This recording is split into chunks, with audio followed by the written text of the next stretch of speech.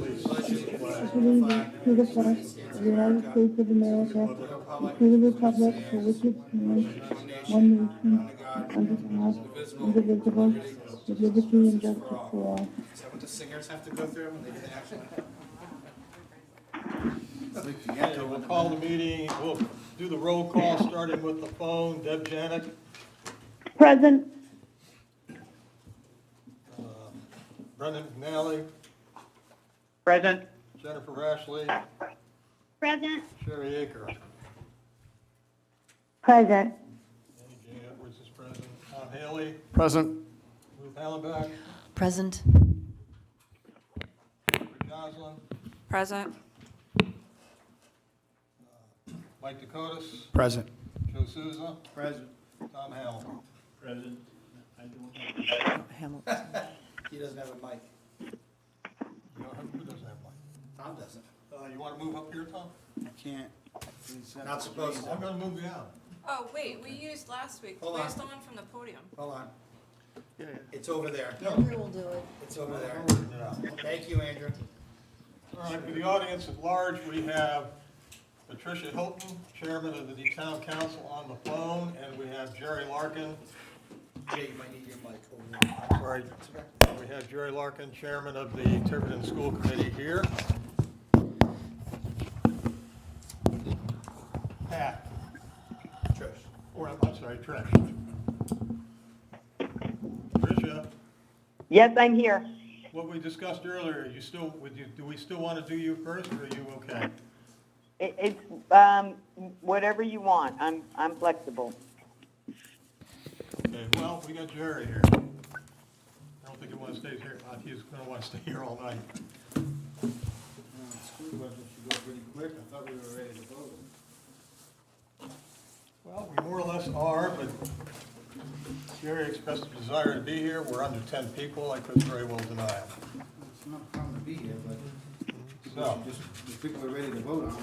without further ado, we will move to the school department budget to be voted upon. Does anybody have anything they would like to ask Mr. Larkin? I do. Mike? Dr. Larkin, welcome again.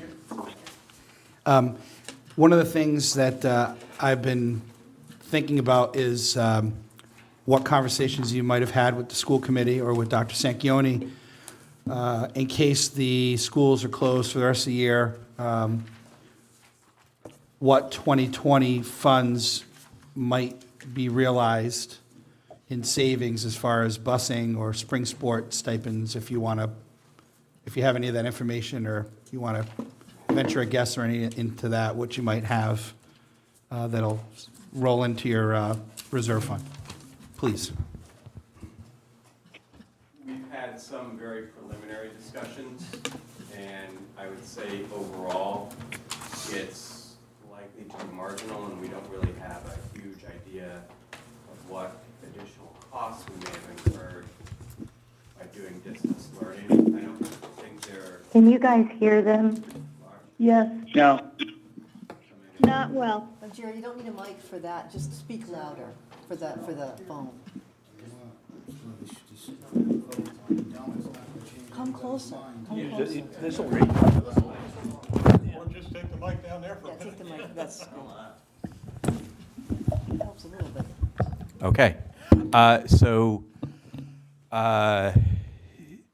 we don't know is really probably the easiest way to put it. There may be some savings, particularly in transportation. Any savings in sports is going to be pretty marginal. And although I don't think we have huge costs associated with doing distance learning, we really don't have a good handle on that either yet. It's probably not going to make a significant difference in our budget in terms of favorability. Let me put it that way. Well, I'll ask, so the bus contracts that we have now, do they pay whether they're used or not, or do they pay as you go? And we'll say, well, we have a contract, so you're supposed to pay us because we're expecting that income. And we're going to say, you know, you didn't take any kids to school, so why should we pay you? So I don't really have a, a clear answer about that, but it is certainly something we will be exploring. Well, I fully understand we're totally uncharted water. No, I was trying to think about the buses, but I know that some of the commenting that I've seen on social media, some of the drivers are, have been laid off, so I think it would be hard the bus company to say that they need to recoup that because their employees are on unemployment. And then, but you have to, I think it's with everything. Can any Jen business. talk into the mic? I am as best I can. So, Can you hear now? even so with that, I mean, not that there wouldn't be a savings, but we're in A little. March, April, May, so possibly 4 months. Right. And it's- one of that would have been a school break. Right. So our total bus contract, I believe, off the top of my head, is about $1 million. So, it's nothing I would throw in the street by no means at all. Yeah. But I think and there probably is, case law or something around what happens to contracts when you have a declared state of emergency. It may be that you don't have to fulfill the actual contract, but I don't know. Thanks, Jay. Jay, if I could. Whatever money is left to the school department at the end of this fiscal year goes into their surplus and can be spent as they see fit. So it really doesn't, it's better, if they have surplus, it's great, but this year's budget is where the attention is. It's my only point. So, it's not like they're gonna lose, it's not like their money rolls back into the general fund. It doesn't matter if whatever we save this year, it's understood, they'll keep, it doesn't come back to the town or anything like that. It's just interesting to know for the public, Yeah. what the impact of that is liable to be. Anybody on the phone want to comment on anything? I couldn't hear anything. Jennifer Ashley? Yeah, I have a question. In the non-instructional staff reductions, it was listed that the SRO position might be one that could be eliminated. Can you speak to that, Jerry? Yes. Is that a place where we could find savings? By eliminating the position? Yes. Is that contractual or?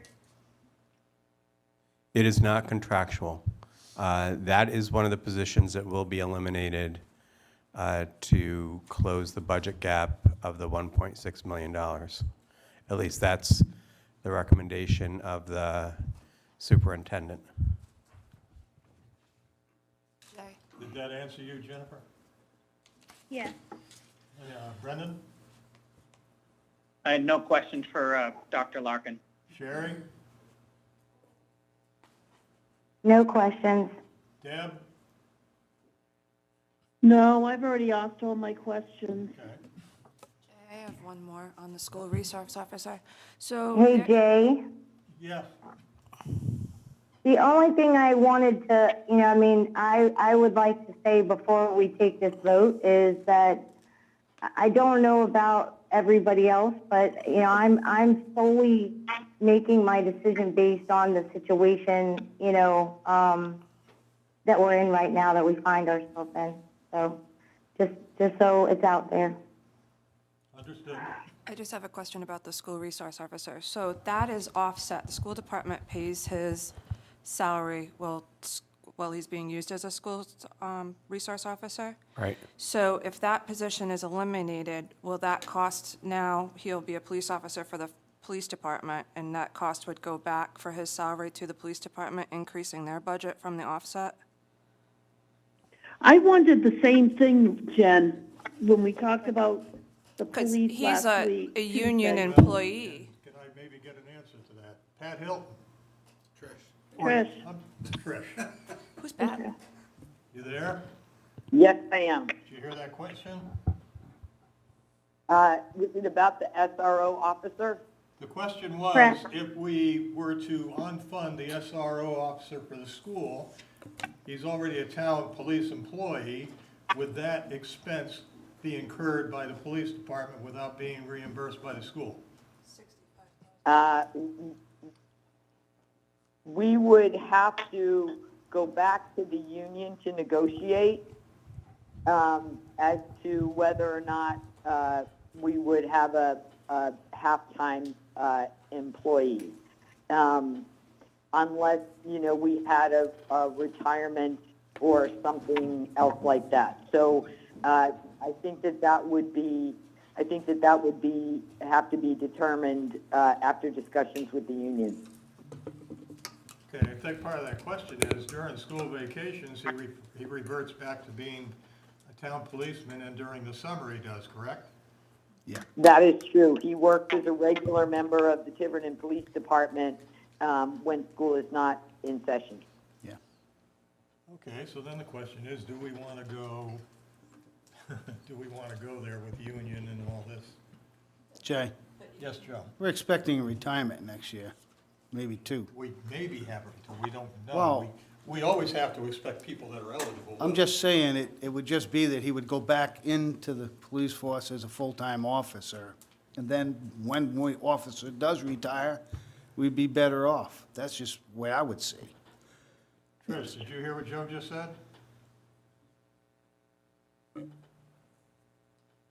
Trish? She hung up. I was So I think what, maybe I can explain this as well as I understand it I anyway. think somebody got dropped. So that's a half-time position that is paid for by the school department right now. If that position is eliminated, then you would either have to create an additional half-time equivalent or something like that to their workforce, or budget a half-time equivalent.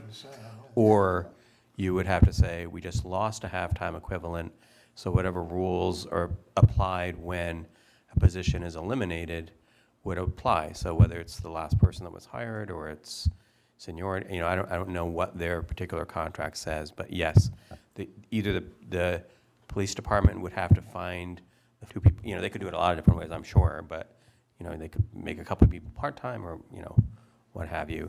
Jay, you're But- going to have to repeat whatever's being said if it's something that we need to hear. Jerry Larkin was expressing the opinion that if we did away with the SRO position, then the police department would be in possession of a half-time employee. And Trish Hilton expressed the opinion that that would require union intervention. Okay, so if the part-time officer reverted to the police department, you're saying that you would have to do something with the union and the contract to deal with that, correct? We would, I do not believe that we could have a part-time No. police officer under the contract. I have to admit, I didn't know this, so I didn't really have a chance to look into it, but I don't know that, I don't know. That person might need to become a full-time person. Okay, Joe expressed the opinion that if we had a retirement, that the SRO could fill that position, right or wrong? So under the contract, a part-time police person, it would depend on Chief Jones's staffing. And I'm not going to say, sort of based on his staffing, that person might not become just full-time on the police department That's what happened. based on his staffing numbers, but then it would mean that the municipal side would have to pick up, would have to pick up the other half of that salary and benefits. Okay, But there's already redundancy. So There's a little extra would- built into those salaries already, so, because. is that Jennifer?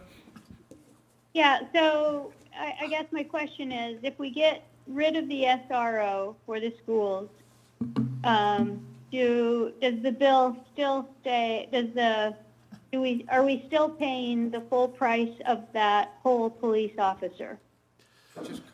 Regardless. It goes back to the question I asked the police chief. Yes, Tom. And I brought it up before, I asked him if he was going to be able to fill all the positions he holds for, and he said it's very unlikely. So there's to build on what Joe just said, he's got enough room to absorb that, All right. Well, if it should be allowable. the only possible glitch in this could be contract, but that's not our problem. Right. So, just to be clear, Glitch if Jennifer, we try to make them half-time. If it Well, just goes back Jay, into may the I police say force, something? you're This is fine. Tricia. Jennifer, just to be clear, we are not getting rid of the SRO. A budget that we approve for the school department may require them to make that decision. I think it's a good choice anyway. I don't think we need police there all the time. Okay, so where are we Okay, at? so Jay, on our budget, Go on. it shows that that's a line item that we hadn't gotten to. It's a line item where that shows us what the reimbursement would be, not what the cost would be. So, Jay, Yes. this is Tricia. Yeah. I just looked at the police department contract, Okay. and the SRO is a requirement of the contract.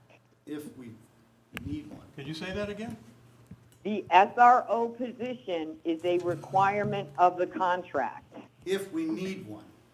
No, what That's it says because is- we have to use an on-duty officer. That's why that's in the contract. Are Because you we telling- wanted to use a retired officer and they wanted. to Jay, enact Jay, this. to You the have to best read of the my Can we have ability, one person at a time, please? Well, she's kind of not giving you the Joe, whole story. We need the please. lawyer to come on. Yes, Trish? Jay, I'm just asking politely. I'm trying to answer your question as very best I She can, doesn't know. and I'm Joe. I'm Well, I'm Go sorry. ahead, Trish. I'm not a labor lawyer, That's right. but the contract says the department membership of no less than 27 regular officers shall consist of at least the following positions. And then there's a list of minimum positions. The last position says one school resource officer. So I will, and then there's a whole section on this school resource officer. Okay. So what I'm telling you is that that position exists as a required position in the contract. So I don't know that anybody could answer the question for you as to what would happen without going back to the union, because it is a contract position.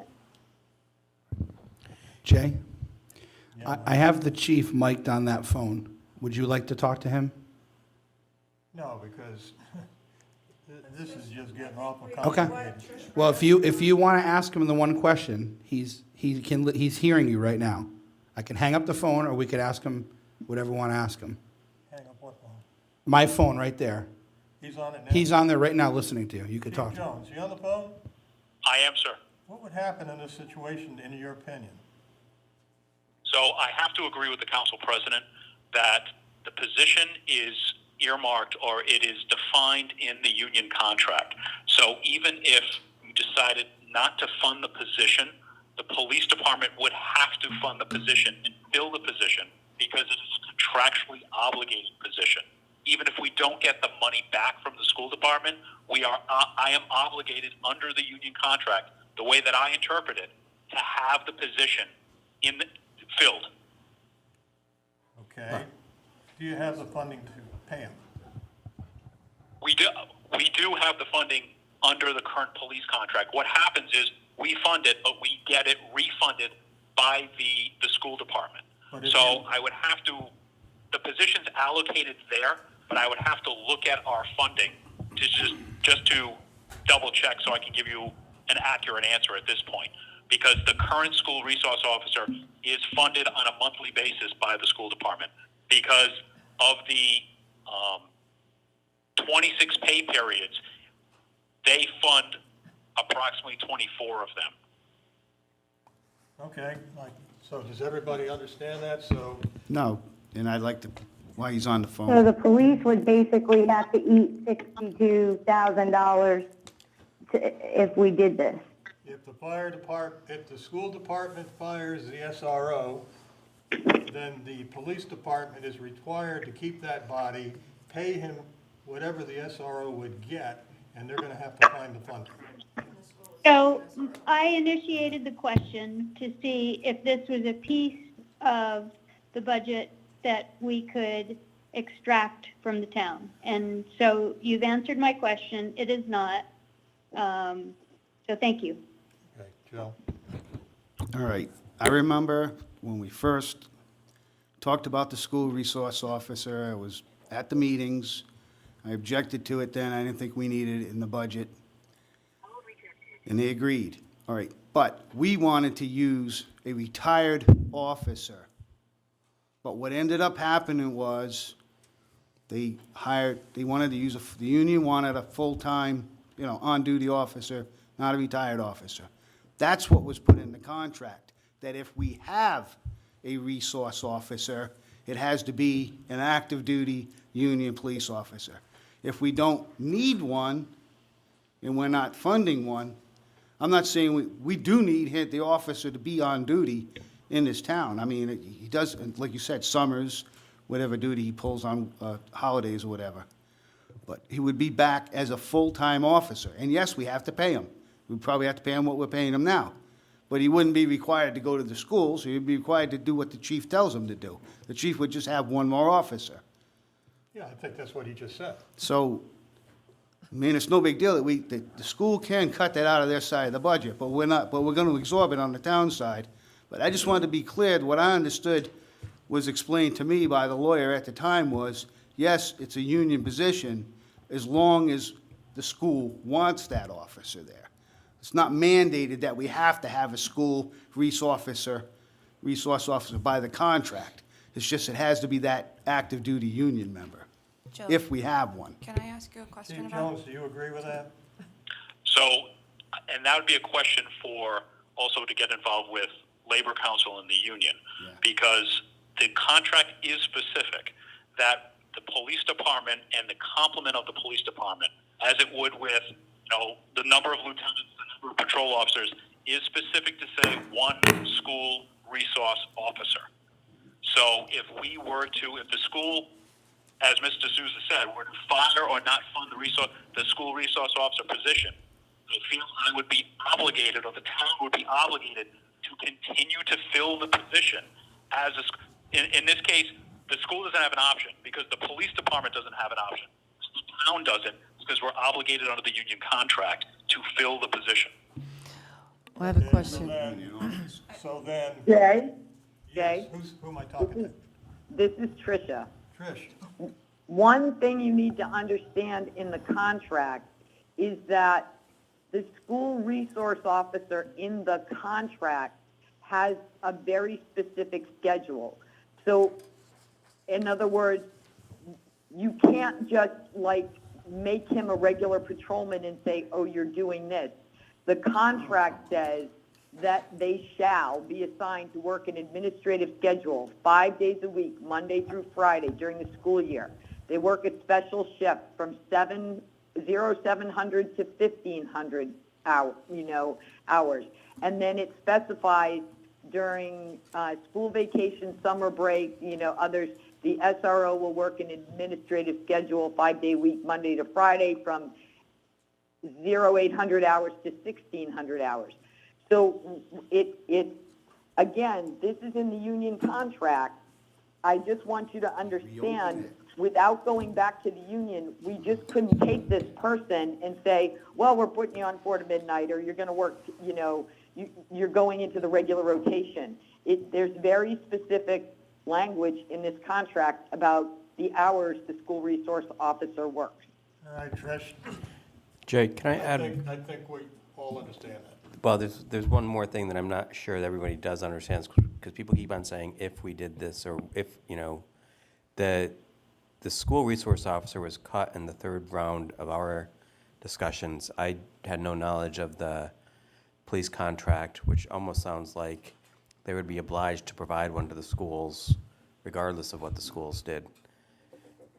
But that position is, as of the per the recommendations of the superintendent right now, none of which have been formally approved by the school committee. So I'm telling, so he has made a bunch of recommendations for us to close the continued budget gap even if there was even if we got the funding that we have requested, we still have a $1.6 million gap, okay?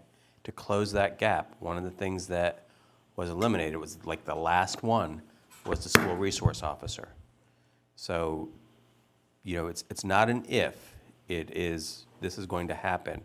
And that's, again, gets back to the whole fact that we will have ongoing structural deficits. So people are saying, you know, maybe we could have some savings there, and I guess maybe if you know, it sounds like in a way the police contract may be a benefit to the school district. That doesn't, you know, I don't take any pleasure in that, and I take, you know, far, far, far less pleasure, as I'm sure every single member of the budget committee or the school committee does, in cutting that position. It, you know, that's a really bad one. That's going to hurt a lot. Let me ask you this question as bluntly as I can. I'll answer it as bluntly as I If can. you don't get a 4% increase, will you absolutely do away with the SRO? That is a decision that the school committee will ultimately need to make when they make their final decisions about what cuts we need to make based on what budget we get. So what it's coming down to is, you guys are ultimately going to decide, no matter what. That's our obligation, our duty, you know. In the, you know, after all is said and done, a budget is approved for the school system. There are restrictions on capital typically, and of course there are contractual obligations. You know, just like the town does, we have the capacity to move money between accounts based on need. All right, then I'm going to express the opinion. You could fund a school resource officer through capital, I guess. That we should not allow this particular line item to drive our thinking on the school budget. We do what we need to do. It shakes out the way it is, and the town council and the police chief are going to have to suffer the fallout. I don't know what else to do. Well, you can Okay. reopen the contract, that's what they can do. It happens There are all the several time. things they could do that are way outside our lane. That's right. Okay, great, thank you. It doesn't have to be this particular item. That's what they have to do with anything that we put forward. There's other I agree, items but that we we're- funded and other items that we decreased, so then they get it, and then they have to, unfortunately, that's what they have to do. That's in their lane, this is in ours. It's just that right now, we seem to be very focused on the SRO, so. Do we have any more, I do we have any more questions for the brought it chief up. before we let him go? brought it up because it was a line item on our agenda. I'm sorry, And Jennifer? so- I brought it up because it was a line item on our agenda. Oh, don't get me wrong, I don't think it was bad to And- bring it up. So thank you. I appreciate all the information. This is useful. Okay, so, let's get on with our vote for the school department budget. We have the chief. Do you want to ask him anything, or we Chief, Yes, sir. hate to leave this in your lap, but I don't know what else we can do. I understand, sir. Okay, thank you for talking to us. My pleasure. Thank you, Chief. Thank you. Thank you, Chief. 99. Thank you. Thank you. Thank you. Okay. So now I've made all the motions, I'm not doing it for this. Go ahead, Rick, make the motion. So, I open the floor for anybody who would care to make a motion on the school department budget. I'd like to make a motion. Yes, Brendan?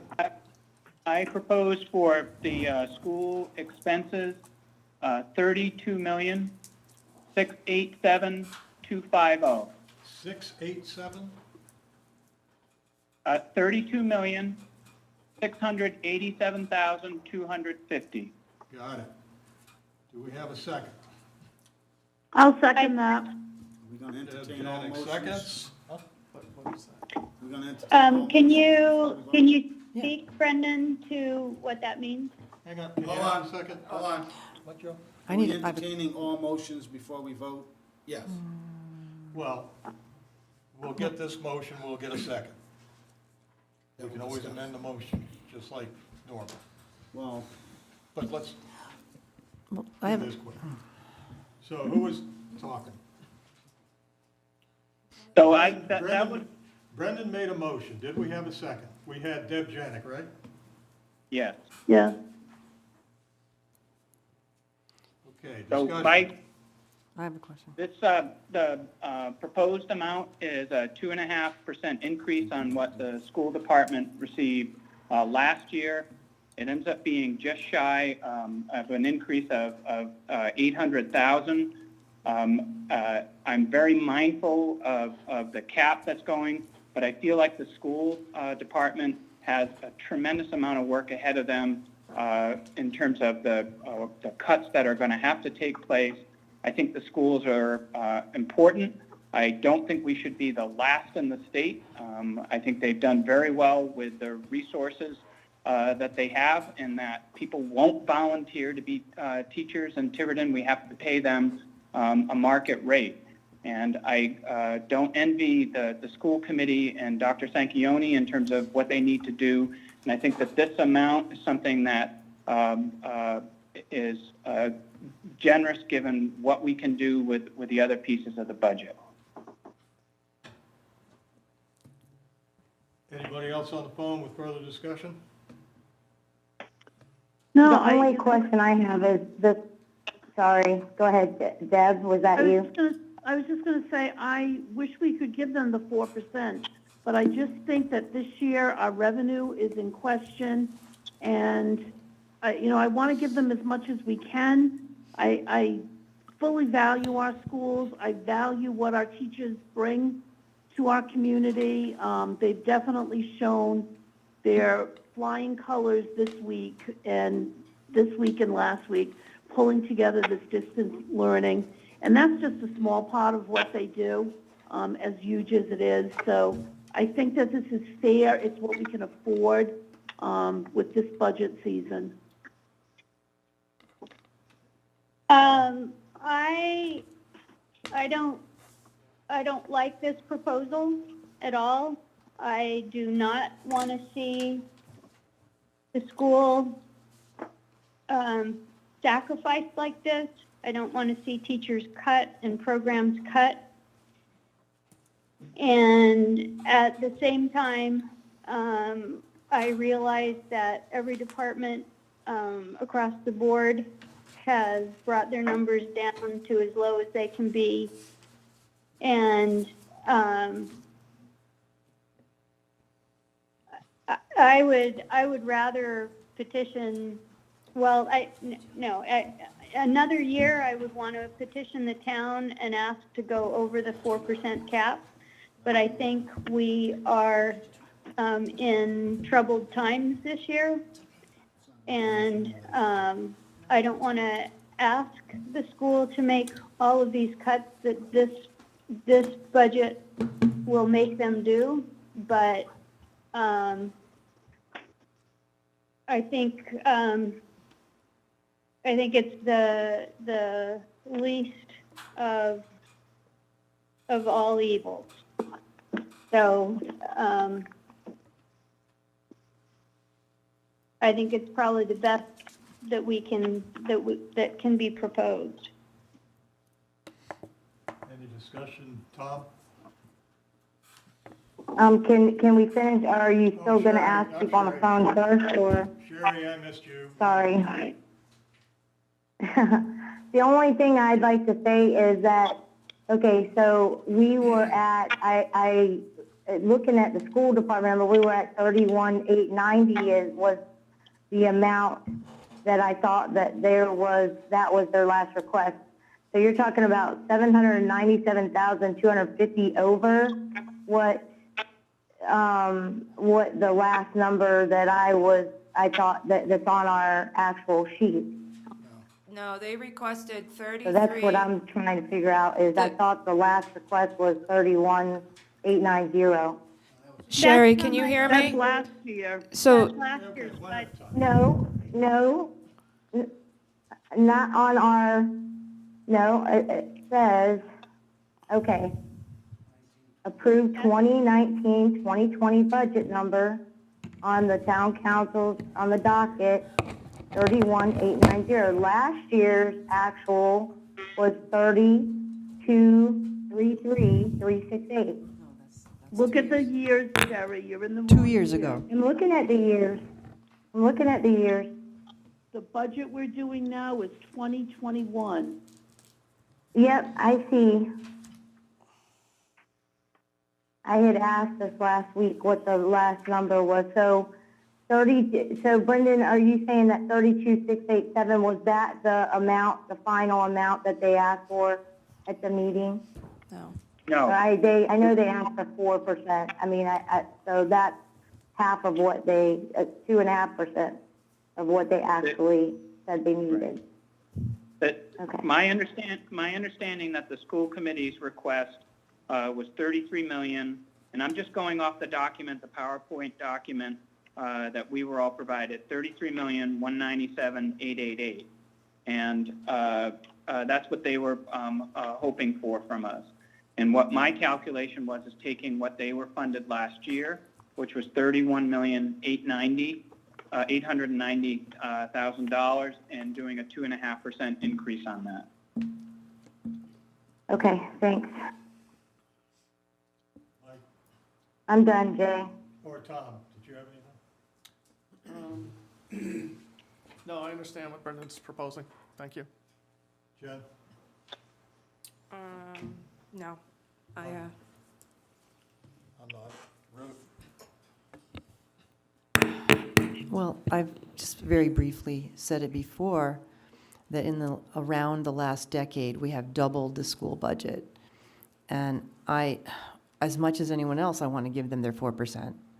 But this is the town. The town only has so much money. And this is Tiverton. We all want you to have the 4%. That's not the question. As I told Dr. Sanchioni, it's a good budget. You know, you have people who can only buy food, pay bills, and they never go anywhere. And that's, you know, I bring in values to this whole picture. The American dream, somebody had the idea to live here generations ago, and now they'll have to leave because of taxes. And it's happened already. They've been foreclosures, et cetera. So I'm thinking of the big picture. I know that the education can still be had. The teachers inspire the kids. That's their job, and they can still do it. There's an extra added issue of the emergency situation, and that's pushing me to say 2.5% is too high. I would be between, you know, the 1% and 2% to be fair during this emergency situation, plus all the other things. Whereas you've got the rankings of this high school at number 5,000 in the most respected rankings. My high school was 900, not even near the East Coast. So I have issues with the performance over the years. Now, do we have a good direction for the future? But let's see it be proven. Let's see it be proven that you do it.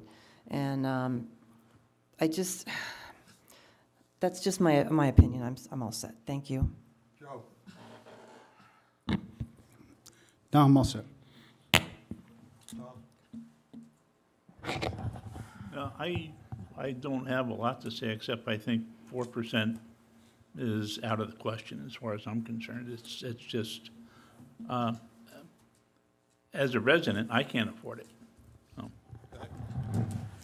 All right, shall we we've had the discussion, we have a motion, we have a second. Shall we put Brendan's motion to a vote for the amount of $32,687,250? Have I got that right, Brendan?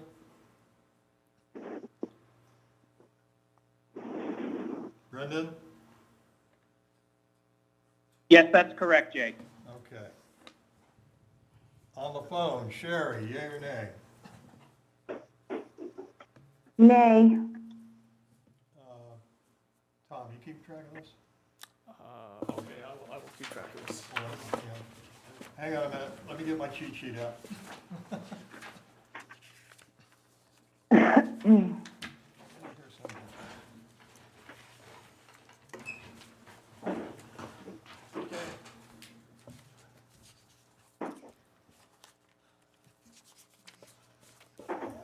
All right.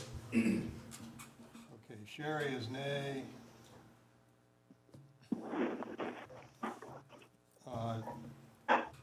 Deb? Yay. Jen? Rashleigh? Yay, Yay? yes. Uh, Aye. Brendan, obviously yay, right? Yay. Tom Haley? Nay. Yes or no? No. He said No. nay. I'm having trouble with yays and nays. I'm just gonna stick to yes and no. Yes. Jen, yes? Mike? Yes. Tom Hamilton? No. Joe? No. Ruth?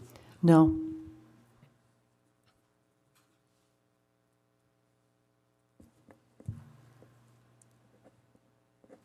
Who am I missing? You. You? Jay. Should be 5-5. No, I'm missing two people. Jennifer was yes, Brennan was yes, sorry. Jennifer was yes, Brennan was yes, Deb Janik was yes, Jen Jocelyn was yes, I was yes. No, Ruth, Joe, Tom, Sherry. I don't have Ruth. I got you, Ruth. Ruth was no, right? Yeah.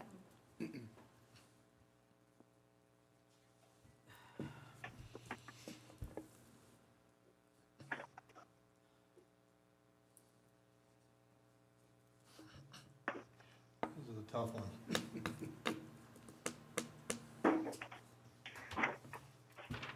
I'm gonna say no. So what do we got, Tom? We have 1, 2, 3, 4, 5 yays, 2, 3, 4, 5, 6 yays. Okay. We have 5 yeses, 6 nos, the motion fails. Jed? Oh, when you're ready, I'll make a motion. Okay, we'll entertain, does somebody else have a motion for the school department budget? And remember, with the motion, most of us are doing this due to the situation, the emergency situation in addition. So my motion would be to fund the schools at 1.5%. I haven't done the math, so if somebody wants to do it, it's 1.5%. That's my motion. Got to do a number.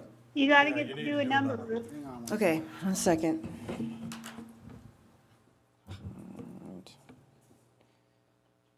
Who is talking? Who was getting a number? It's coming up. We're working now. Working on it, I'm trying to find my stupid. Oh, we had it on the chart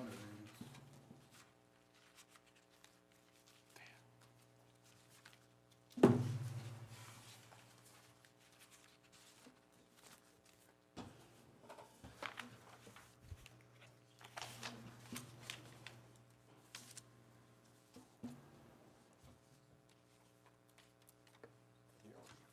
A couple people do it, and you can double check me.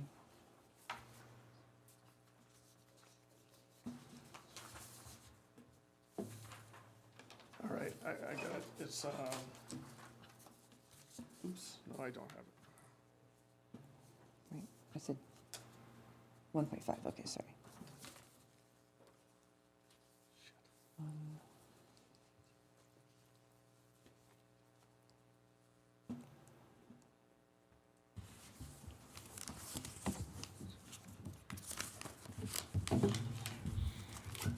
Jay? Calculators, it'll help. I I'm can't see doing the it. numbers on it. I grabbed the wrong number. Me too, just The so. number is 32,368,350.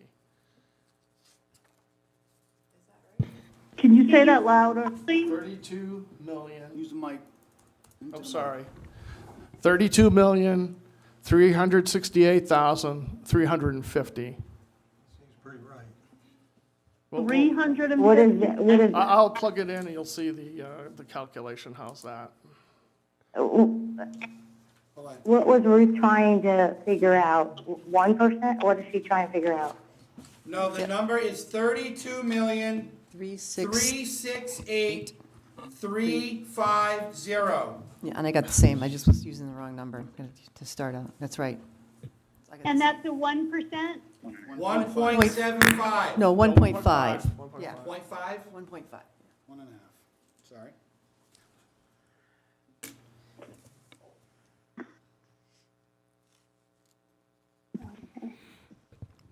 Jay, when I can, please. If I could, please. Just wanted to say that I would support this number, but there are some issues at the school, particularly Ranger School, where there's sections of the wall that have holes in it. There's that brand-new school on the north side, there's actually holes in the siding. I didn't bring any pieces with me. So, on the capital side, I think I've found some money that we could possibly use to put into some revenue to make sure that the least, the worst part of that building is taken care of, because I wouldn't want to see that taken out another year. I mean, literally, we're talking about mildew, getting water and mildew in the walls. There's some money available. We're not doing capital. I'm just saying that this, I don't want to totally abandon any repairs to the schools with this budget, because they're talking about cutting everything under the sun, and usually the first thing they cut is the maintenance to the buildings. So I want to make sure on the town side, we address that. That's my point.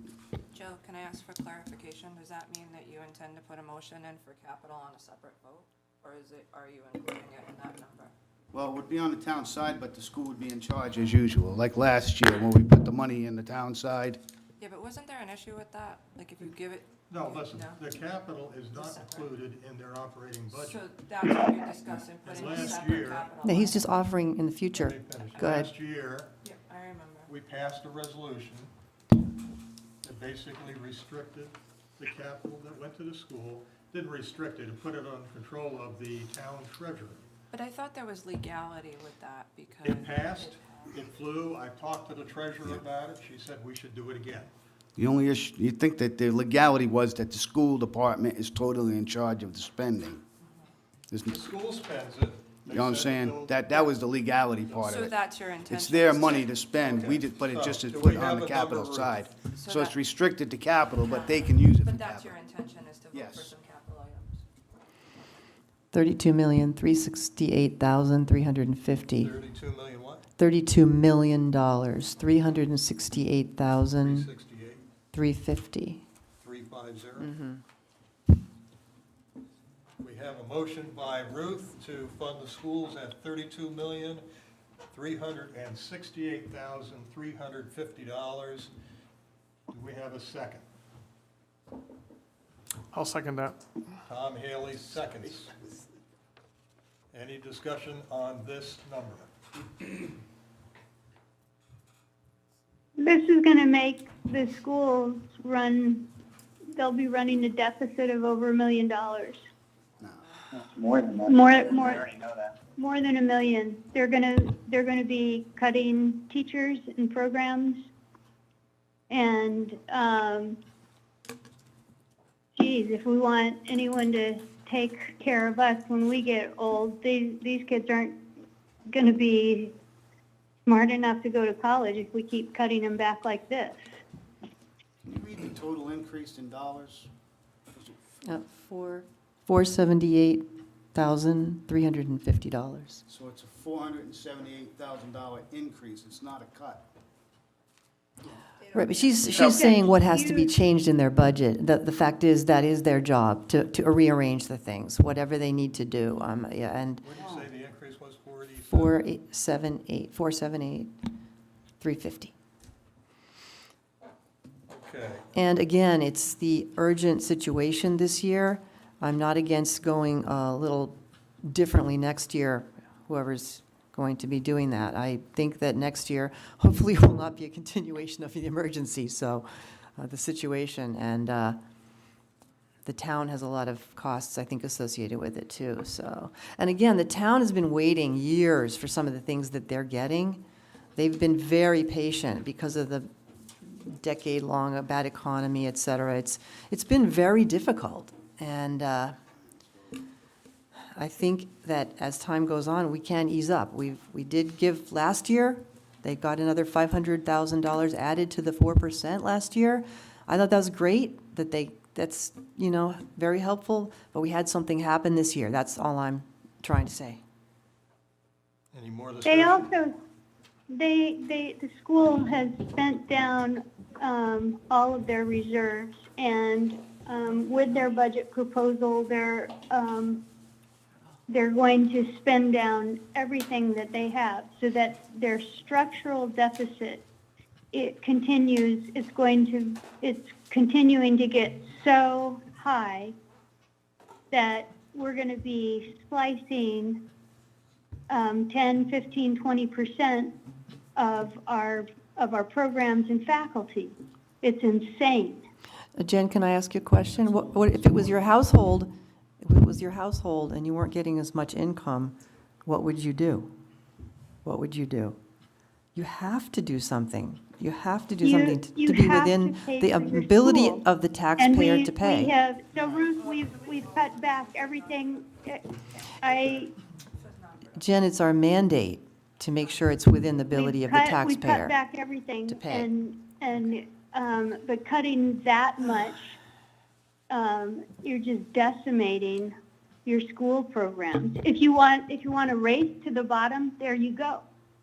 If you want to have the worst schools in the state of Rhode Island, if you want to lower us down to be the worst program in our country, there you go. Walk Jay. that way, take that path. I think it's fair to say we've can made raise our the minds flag up. of the great I American don't think that anybody you can are change their mind. in voting for that type of a budget. Jen, just one more thing, Jay. let's go to Jen. vote. One Let's more just thing. vote. I want her to feel better about it. Let's vote. Can I make a point? We have raised it. We doubled it. We're just in a circular argument. Different sides of the coin, you're arguing. Let the same Jay thing. speak. We're in a circular argument right now. We're not getting anywhere with this. Right now, we're just expressing opinions. So, I'm going to call the vote. Thank you. On the phone, Sherry Aker, yay, yes or no? No. We have a no. On the phone, You were no on 1.5. Did she understand what the vote was? the vote, Sherry, is, you understand this, for $32,368,350, correct? Correct. Yes. And you vote no. Yes. Thank you. Deb Janik, I vote no. Brendan McNally, No. Jennifer Ashley. Absolutely not. No. Big time. Okay, thank you. At the Adamantly. table, Mike Dakotas, No. Tom Haley, Yes. Ruth Hollenbach, obviously yes, right? Yes.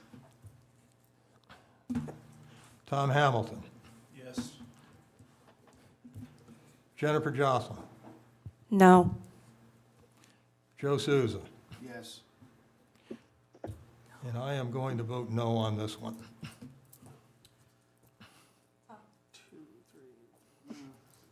1, 2, 3, 4, 5, 6, 7.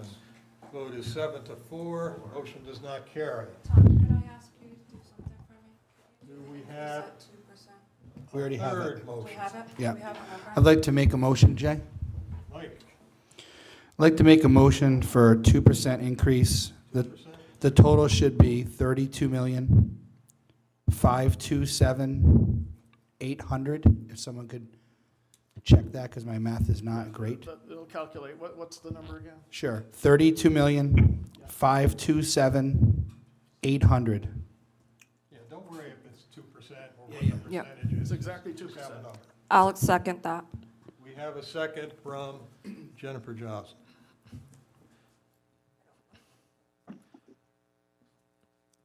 Okay. Could everyone on the phone, could they hear that number? Did you hear that number on the phone? Yes. Yes. Heard it. Do we need any further discussion on this number? No. Okay. I will call I it think to, it's still too low. I agree with you, Jen. I agree with you, but we're not changing people's minds, so. Let's just vote. Okay. We're going there, hang on. So on the phone, Sherry Aker, yes or no? No.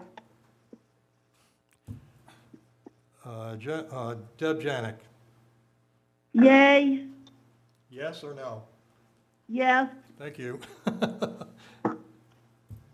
Brendan McNally, Yes.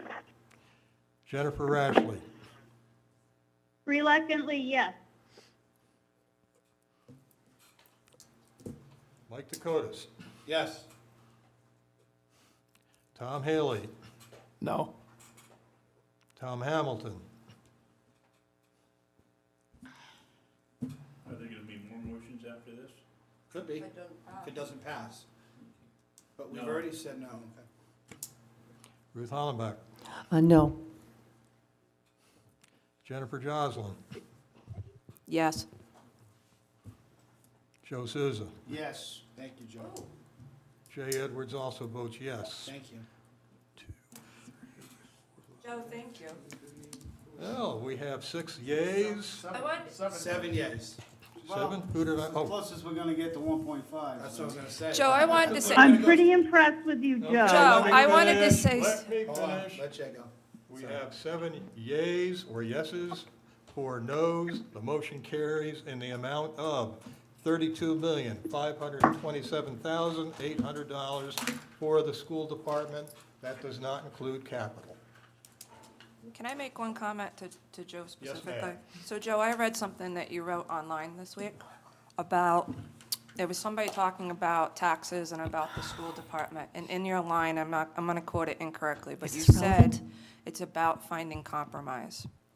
And what you just did at the table did what you said in that line. And usually, we don't see eye to eye or sit on the same aisle, but I do believe it's about a compromise between all demographics in town, and I've said that before, and I appreciate that effort that you made today. Very good. I may as well be brutally honest. If somebody said 0 and we had the votes, we probably would have done it, so. We all understand that. But Let's be honest. Was there any doubt? We don't have the votes. 2% was the compromise. Okay, let's get on to, you know, as long as we're doing this, we should probably do school capital. So the school has requested a capital request of $595,500.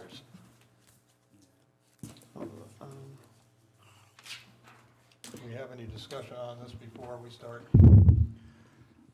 I would like to say one thing. I do agree with Joe. We do need to fix that building. We can't just not let it be fixed. It's a pretty new building. It's got a hole in it. It's only going to get worse. With some of the other things like the bathrooms, the van, the kitchen, I think with the unknown, with the loss of revenue, tough to talk about that. Dr. Larkin and Dr. Sanquioni asked us to please punt that number. However, for me, I still think we should put some money aside for Ranger, and I'm not sure if they could do something with the steps. Yeah. But I don't think it costs 20 grand to fix steps. I think it could be done for less than that, but I'm not a pro at that. Any other comments? Ruth? On the repairs and on the maintenance, when was the building built with the wall issue, Joe? What year? 10 years ago. 10, 12. 10? Yeah, we're paying on the bond. Okay, so that's basically a regular maintenance issue that they did not do. Okay, I don't know who's responsible. I think is to let us know or to even put it out there that it needs to be done. That's something like, okay, so I let my roof go and didn't do anything to the lichen that was on it and the shingles got eaten away. So whose responsibility is that exactly, you know? The person that sees it. I mean, it's Can I just like. respond, Jack, please? Go ahead. Just to respond. I just want people to realize that this Ranger School has the same siding that the library does. Okay? Does that say it all? And the reason I made sure we went outside last year to look at the holes at Ranger was because that's what we're facing at the library. So I'm very serious that to avoid floating bonds in the future. I mean, the pennies we spend now we'll pay more interest on the bonds than it would cost to fix it now. So my motion would be for capital, would be $80,000 when you're ready. I mean, I think would take care of the steps and the siding. Make a comment on any of this? I'm No. just, Deb? on the capital, I agree with, the siding at Ranger, the stairs at the middle school. I would like to see the door at Fort Barton, that wooden door and frame. I have no idea on the cost of that stuff. I'm a healthcare worker, not into maintenance, so if you think that the numbers are not correct, and they're too high and we could get away with something lower, those are the three things that I think are the most important to fund. I agree with everything Joe was saying, a penny now or a pound later, but if you think the numbers aren't correct, I'll go with whatever numbers you think, but those are the three I think are important. Okay, Sherry? I just needed to know what was the number being proposed? The requested number is 595,500. You should have a copy of that. And what did Joe? You should have a copy Yeah, of no, that. did list Joe? of what it covers. Joe hasn't made a motion, we haven't. I don't have a do, motion. I You don't have a do. motion Okay. I'm just having a hard time here, and I thought Joe made a motion. No, Okay. no. Suggested. Jennifer or Brendan?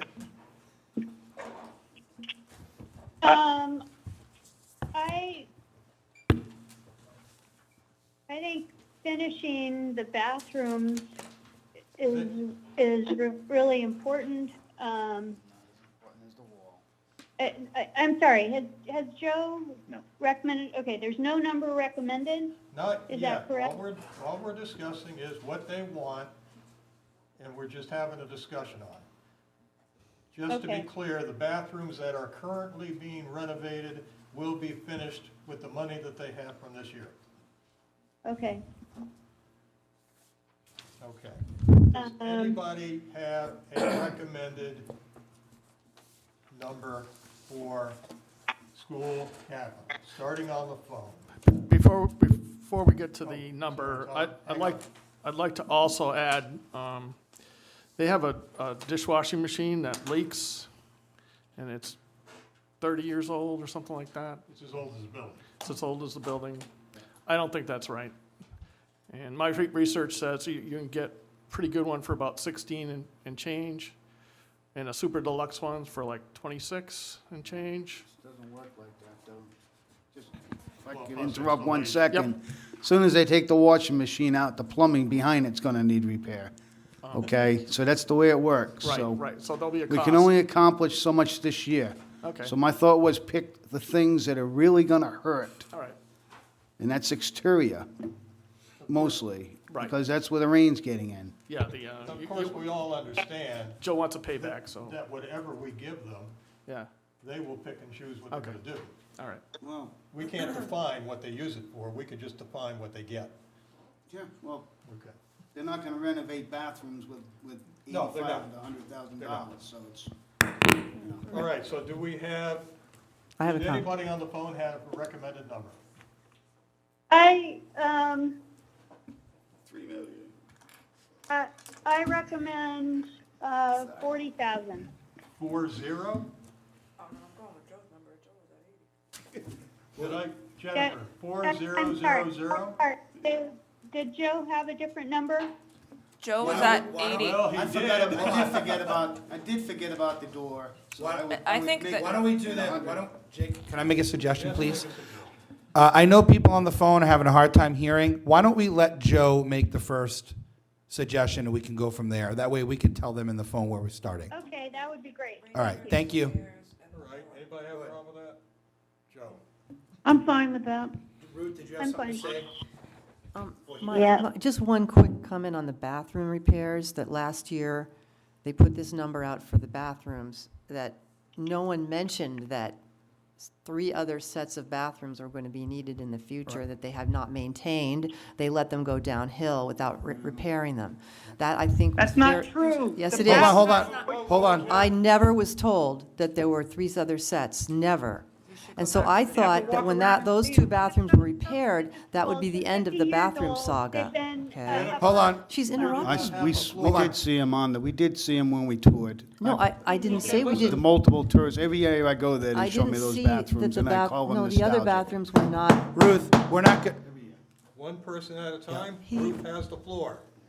I'm saying that no one said anything to me, and I saw the other bathrooms, they were not as bad as those 2.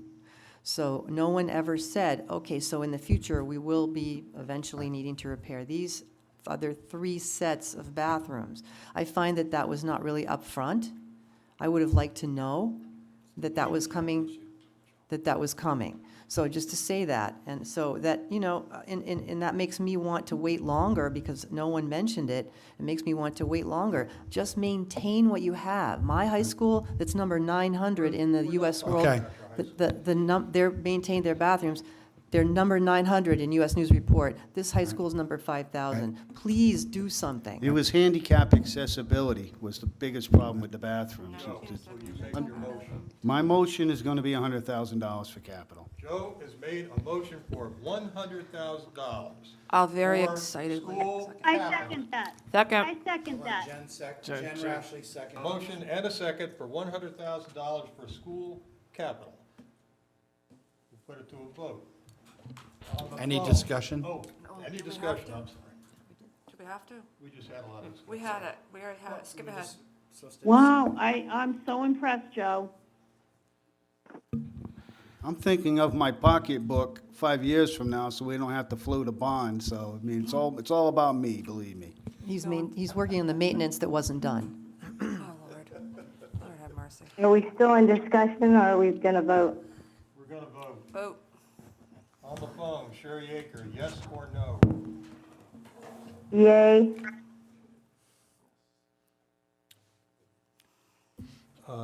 Deb Janik, That's a big yes. that's a big yes. Brendan McNally, Yes. Jennifer Rashley, Yes. thank you, Jennifer. Joe, I assume you voted for this. Yeah, I'll vote for it. Mike DeCoitis, Dakota says yes. Tom Haley, Yes. Tom Hamilton, Yes. Ruth Hallenbach, Yes. Jennifer Joslin, A very enthusiastic yes. and Jay Edwards votes yes. Holy crap, unanimous. Thank you, Joe. Thank you, Joe. Let the minutes reflect that the chair said, holy crap. And that everyone voted unanimously for Joe Souza's Motion. motion. that when I make the Did we ever, did we ever see that coming? This will go down in history. Yeah. Jay, can I say one last thing before we close the book on the schools? Dr. Larkin, thank you for coming. I know you put a lot of work into getting where you are with the school department. I want to say after 1 week of, and I know Jen Jocelyn maybe would want to comment on this, but the distance learning, I know was put together quickly. I want to give our administration and the teachers a lot of kudos for this. I've seen the way it's been rolled out for 4 days now, and every day gets a little bit better. I appreciate everything the teachers do. I support the schools and continue to support the schools. I'm sorry that number tonight wasn't exactly what you were looking for, but it's still more than last year, and we want to make sure that next year we could somehow get this to a manageable every year number that we can fund so that we don't have to go to battle over it every year. So thank you for all you guys do.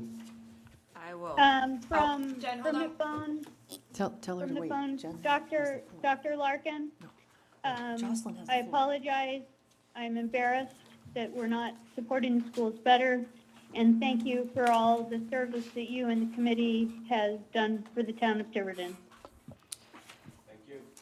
I Thank you, Jerry. I I echo what Jen said. I know that our teachers have put a lot of effort into the distance learning, and from what I'm understanding, they far surpass any other town in the local area where their kids are really struggling with the distant learning, and our teachers seem to be leading the way. So kudos to that, and I hope next year that we can do better with our budget. Thank you, Ms. Janik. Is the phone done? Thank you, Dr. Oh, Larkin. no. Ooh, I wanted to go. She's next, she's next. Okay. I wanted to say thank you as well. I would like to have given everything that you requested. But unfortunately, we did the best that we could this year. As far as the distance learning, I want to give you and the entire school department the biggest kudos of how quickly you got that off the ground, how amazing the staff has been with technical issues. I've had teachers that I have sent emails to that they're not during working hours, and they are quick to respond to help us along with this. My husband and I are both still working outside the home, and now interactions with the kids and how they're staying along, and I'm really proud that this is the district that we're in. Thank you. I attribute to our leadership and Dr. Sanchioni and our principals and most of all our teachers, as well as the support of the other members of our school committee. So I commend them as well. Thank you. Jay, I'm next. I'd like to echo Michael Dakotas' comments that I think everyone feels as he does, and I think he's been a leader in the compromise, and thank you, Michael, for that. And I also think that what Jen said on the distance learning is wonderful. Is it that the kids like the distance learning? Do I hear that? I mean, do they say, do they say let me see what's happening next, or do they kind of complain about it? I'm From just my curious. house anyway, it's, again, we're in a pandemic, so you have kids that have anxiousness of what's going on, and now you've disrupted their entire normal life, and they don't see their friends, and they can't go out as Yeah. much. So it's nice to bring some routine, and that they're not gonna be even further behind. I don't know how much they love it, but they are adapting. And I have 2 different grade levels, so I have an elementary and a middle school. And they're adapting to the world that we're currently living in. Which is. Thank you. Okay, I need to make a comment at this time. We got Trish Hilton on the phone. We've got a bunch of questions that came up from the last meeting. So we need to get on with this. Thank you, Dr. Larkin. Thank you, guys. Thanks. Thank you. Thank you, Jerry, very much. Thanks. Thanks for coming in, Dr. Larkin. Thank you, Ms. Zachary. Trish Hilton, you still there? Yes, I am. Okay, sorry this went so long. I didn't think this was going to be quite this long. So, you wanted to go over, I gave you a list of issues that we had came up last Tuesday. Do you want to go over those, or do you want people to ask you questions? Either way, I can go over those, or if people have other questions, let me just get the email out that you sent to me.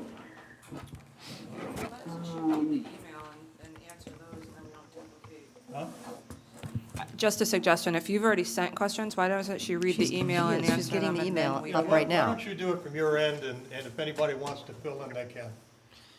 Okay, so let me open up my email here to the email that you sent me with the list. Yeah, and if I missed anything, I apologize, and I'm sure you'll let me know. Okay. Gosh, forgive me, my email is, I can't even begin to tell you the number of emails I'm getting in a day right now with everything that's going on. Can you So, search for Jay? Search for Jay, which is just, if you type in site, you'll get his emails. Your email is site, or Jay, just type in Jay.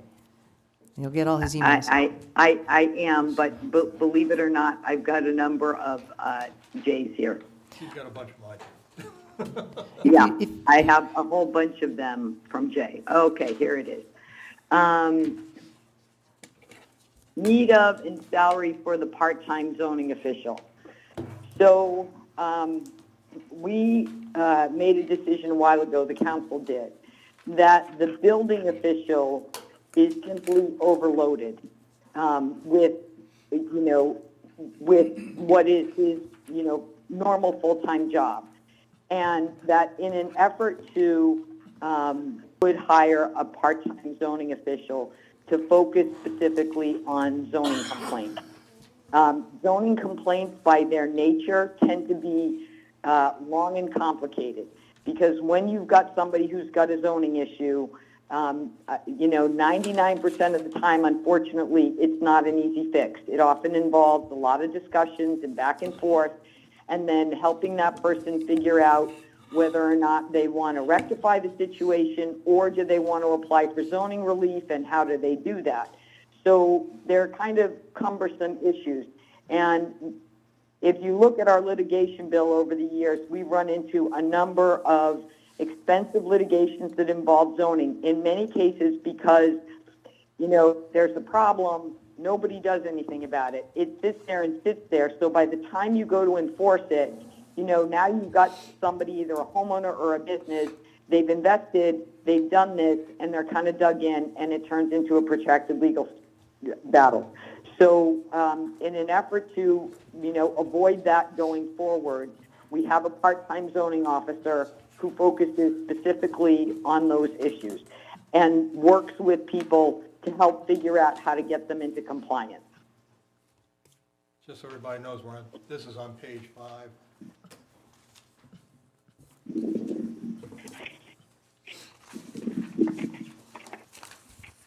Okay. Next up, the probate court program software increase.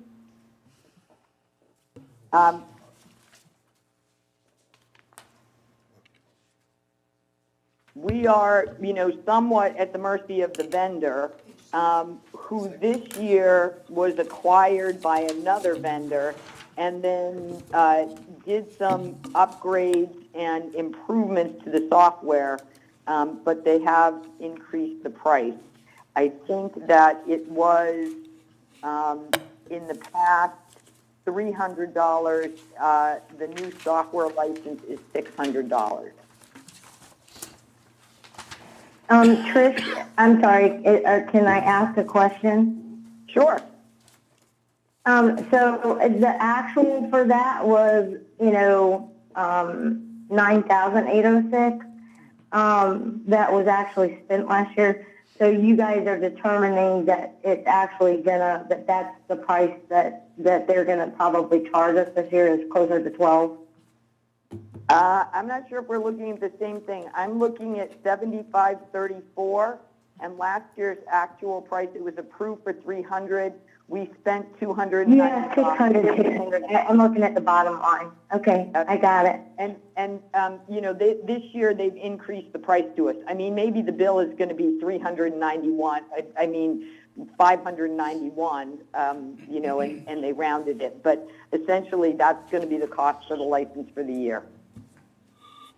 Sorry, I was looking at the wrong line. Thanks. Hang on a minute, Trish. Was this the one you had a question on? Probate? Who had a question on probate? Joe voted against it. It said Ruth on the email you sent me. It said Ruth.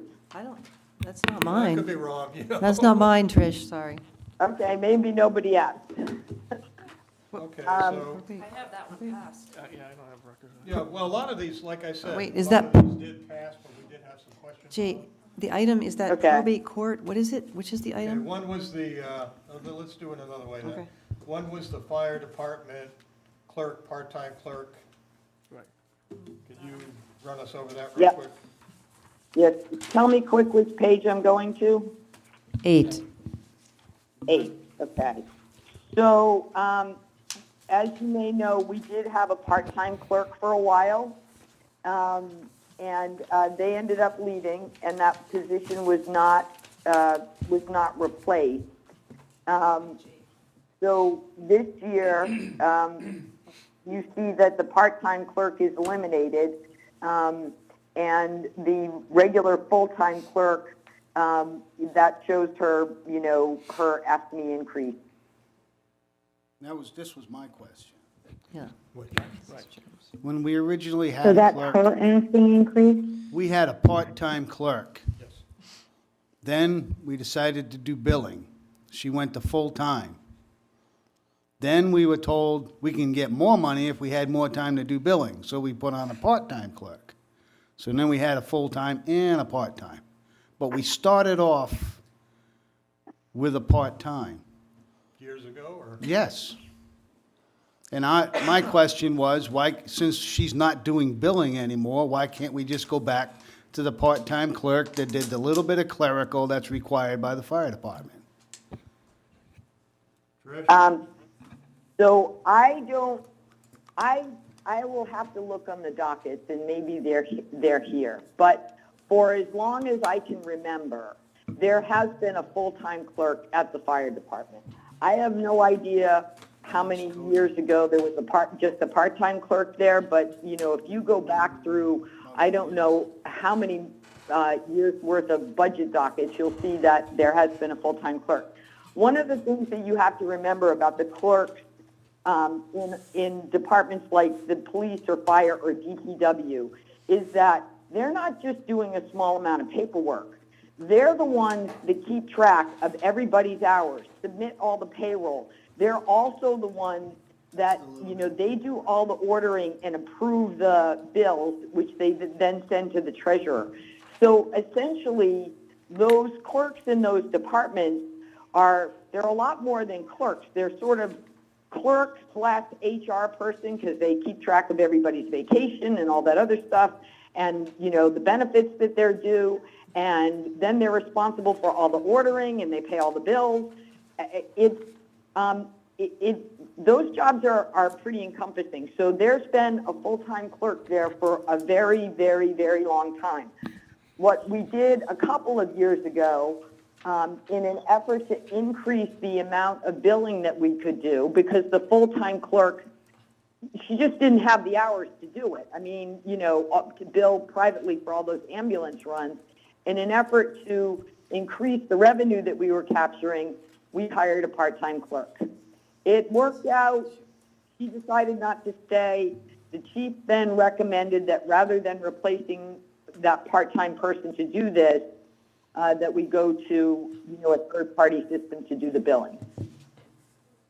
Well, there was a part-time clerk sometime around, let's see, because it was my first year on the budget committee, the first time Alex Cody was one that was pushing to make her full-time. So, I mean, it hasn't been a long time. It's been as long as we've been doing the billing, because that's when we increased her hours. And as far as her doing everything you just subscribed, pretty much the shift officers are responsible to get all that information down to the treasurer, whoever called in sick, fill-ins, and all that kind of stuff, so. No, actually, the clerk handle. She might handle some of it now because they put it on her, but at one point, that was the responsibility of officers to report on their men. So I don't know if they're putting the work on her, but then we were told, oh, she answers the phone, does all this, and bottom line is, she was part-time before we were doing billing, and that was my point.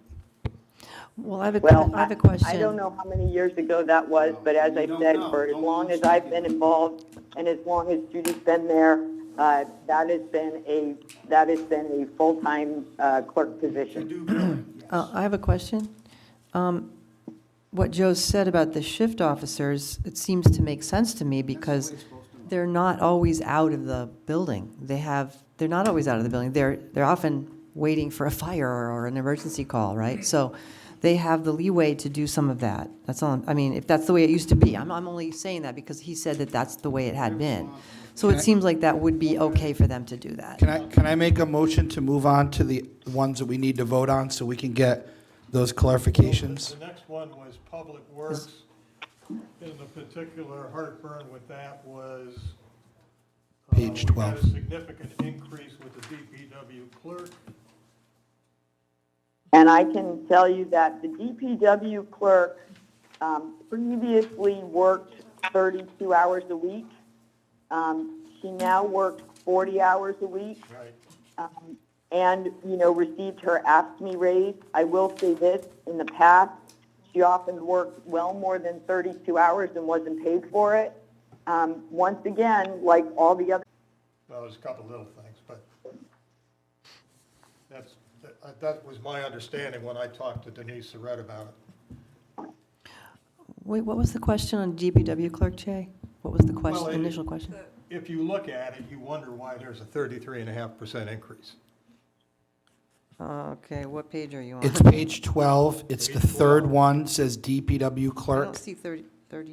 If you look all the way to the right, the percent change approved at 33.55. Okay, I'm sorry, I'm on the wrong- I got And it. I'm shocked you didn't see that, Ruth. No, I was on the wrong docket, sorry. I'm okay now. Okay, the next thing Thank you.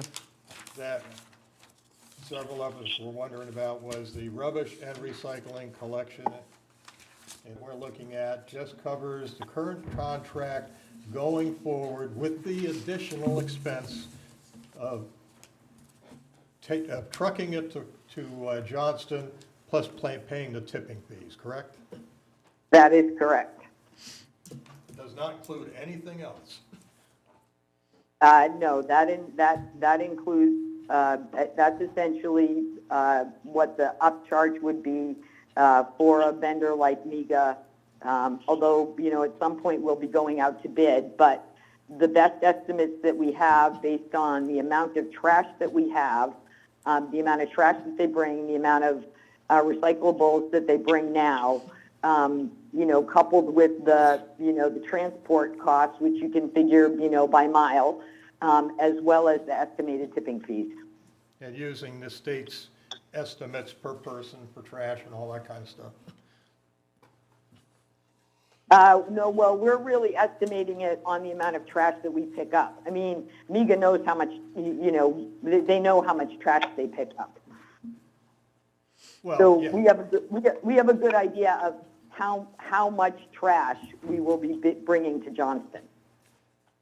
Yeah, I understand.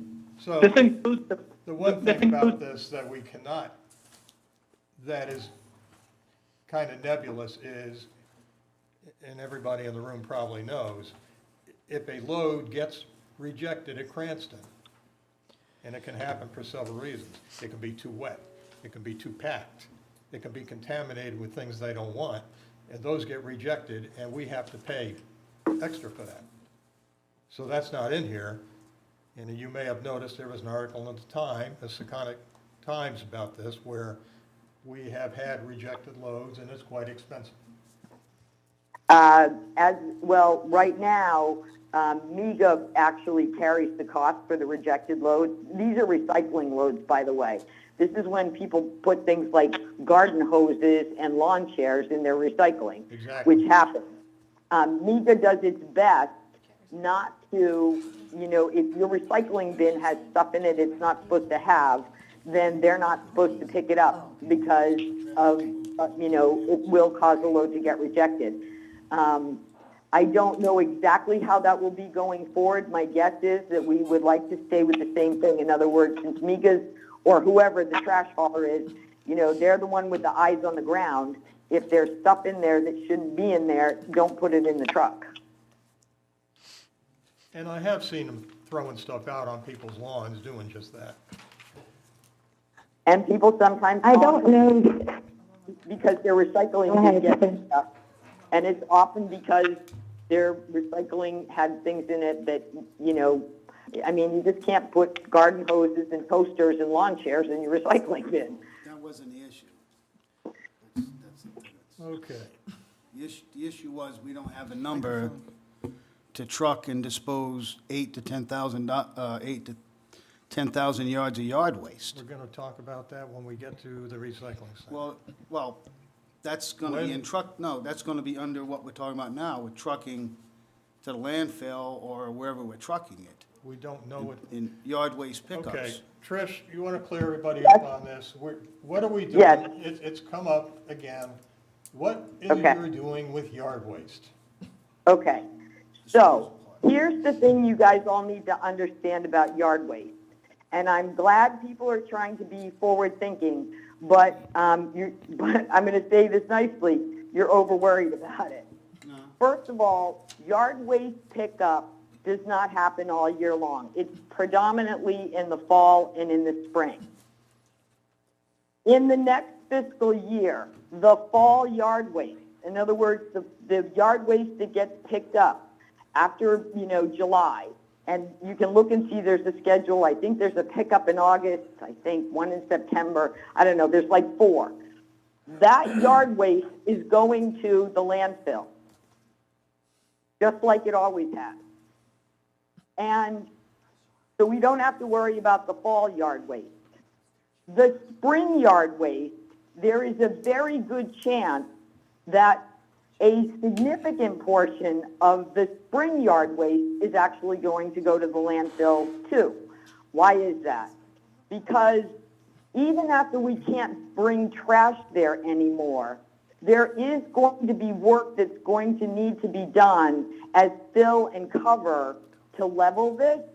And the DEM allows us to use the yard waste mixed with dirt as cover. So at this point, it seems quite likely that a good portion of the spring yard waste, in other words, what will be in the second half of next fiscal year, will also be going to the landfill to be used as cover or as, leveling where it's needed. Even if for some reason that didn't happen, the planned yard waste location at the recycling center could more than handle the spring yard waste. So we're not worried about where the yard waste is going to go because we know where a lot of it's going to go. That really buys us a fairly long period of time, almost a year to sort out the yard waste thing. And I will tell you that we have at least right now 4 different options other than Johnston that we're discussing with various people, all of which are going to cost less than, and maybe even cost us nothing versus taking it to Johnston.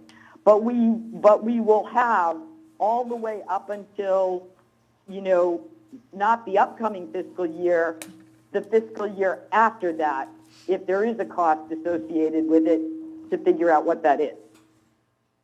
So we could have, we certainly have the rest of this year with a place to take it, and we could have all of next year or even longer, depending if DEM allows us to continue to use it for cover, and that gives you plenty of breathing room to find a way to get rid of it. Yes, and there are other options other than Johnston. Yes. All of which are less expensive, and some of which actually wouldn't cost us anything. You said that, Trish. Can you So- give us some of those options, please?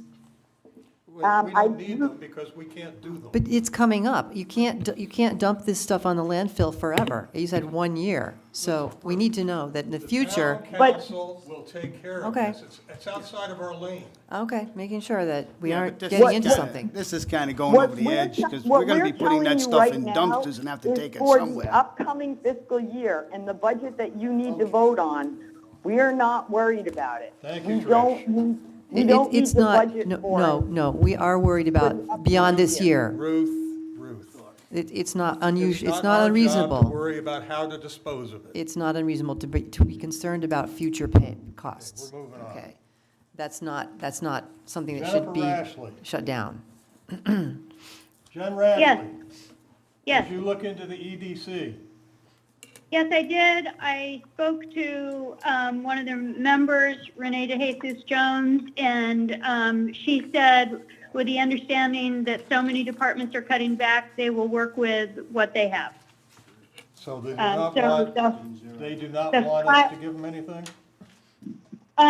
They do want the 500 that is designated for them, which we have not voted on yet. Right.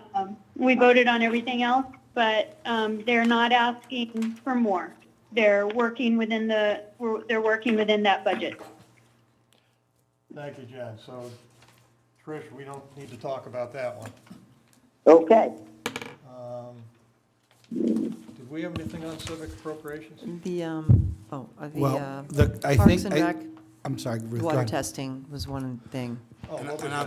I'll get you that. Oh, well, Joe, Mike's got information on that he showed me, but I didn't bring it, and he can share it. So, no, so those amounts, I'm sorry, so this is from Rachel McGarty. She's also on the Recreation Committee. And those amounts for the two beaches, Grinnell and Fogland, Ruth, those were the payments issued to Thielch Engineering. There were 2 tests for each beach How do you that spell were that? performed. Thielch. Thiel, Thiel. Can Mike talk into the microphone? I am talking directly into the microphone. I'm about 4 inches from it. That's not usually his issue. Thielsch, Thielch or Thelch Engineering. And those were for tests for the beach that we paid the engineering. Okay, great, thank you for You're getting welcome. it. I do have a question on, if you know about the U.S. Congress enacted the Beaches Environmental Assessment and Coastal Health Act, which is the Beach Act, so they can help local municipalities to test water, and that's the EPA end of it, and the federal end, and there's also the state DEM, which tests in that area too. So, I mean, I would like to look further into see if if they do a test, if they test it, it's not dangerous to swim there, we aren't liable. You know, if the test is done, we don't have to do a second test. So I'll look into it for future. Fair enough. I disagree with spending $500 on 2 tests. It seems exorbitant. This is Tricia. Could you tell me which line item you're discussing here? In Page terms of the check? 13, page 13. Trish, this is page 13. Hold on. No, it's page 15. 15. Trish, it's under 8830 for the rec Right, program and events. recreation, It's that yeah. supplies line item that was Okay. grayed out, and we put $1,500 in there. And Ruth had asked on Tuesday what that $1,500 was for, and I read her the email from Stu Gilfillan. But Ruth Yep. had some questions about the water testing, and I reached out, and Rachel provided me that answer via email to Jay and myself.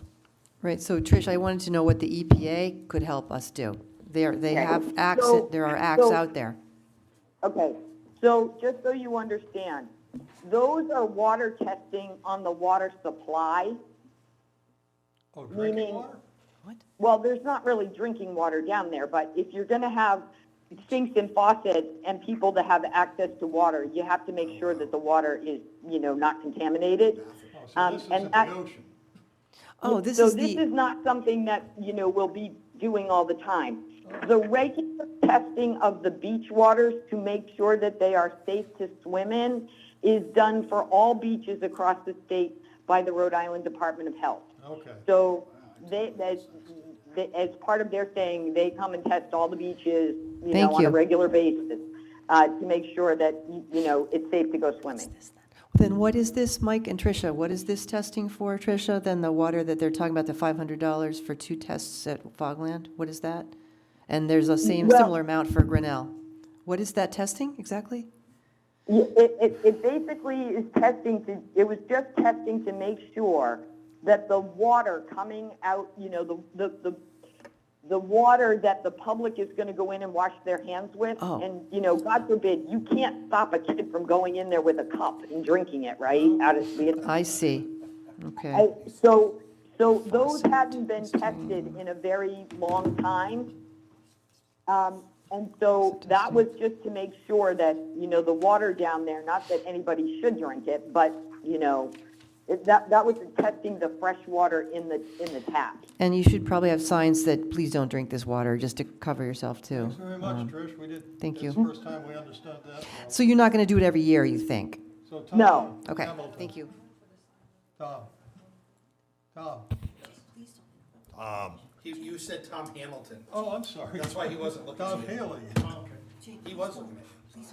Yeah, that's why he was looking at me. Okay, so what did we miss voting on? Okay, I've got, I think I know, but I could be wrong. You We need the did- microphone, Tom? oh, sorry. We didn't do Public Works, we didn't do Thank you. rubbish, we didn't do, Yeah, let me go just down through it. We might as well do it Excuse me, sequentially. Jay, hang on.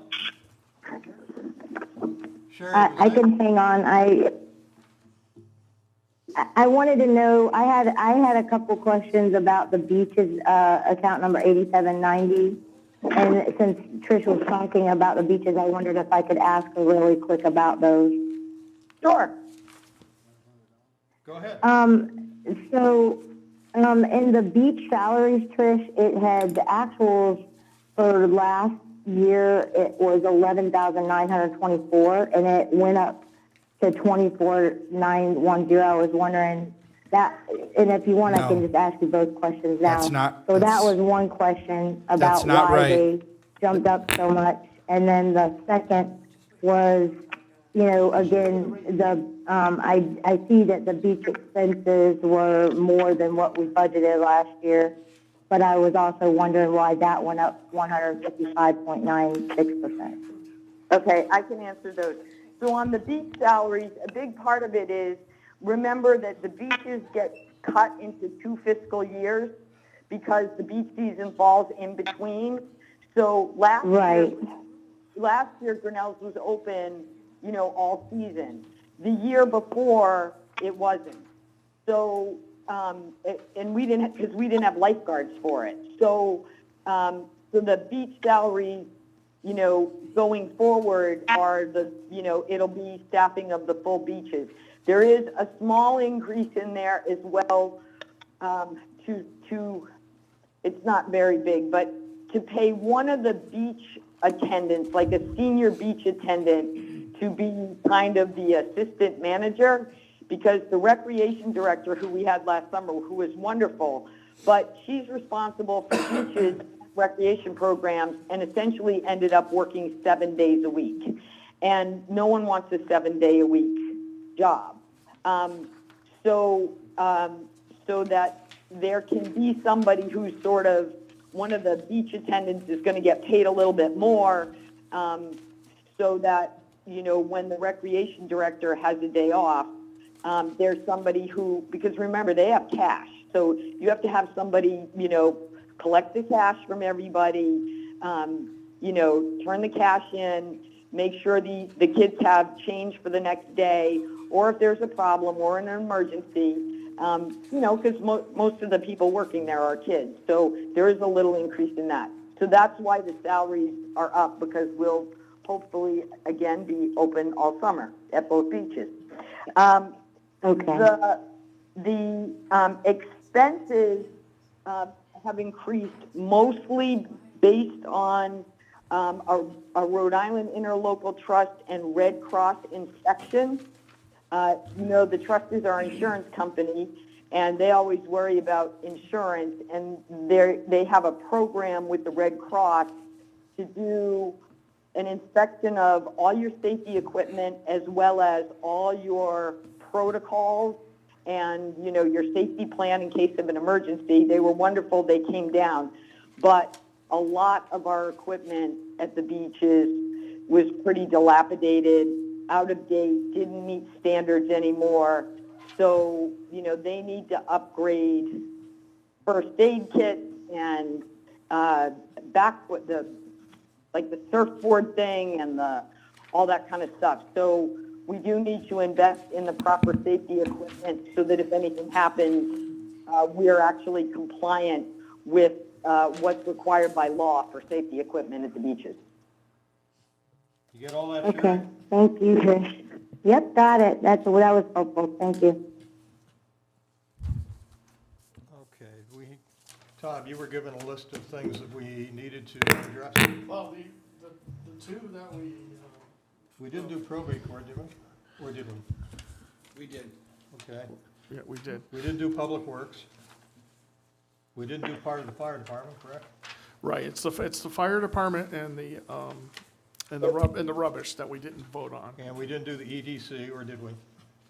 Oh, I think we did everything else. Well, the rubbish is, the light, do we have to go back to lights?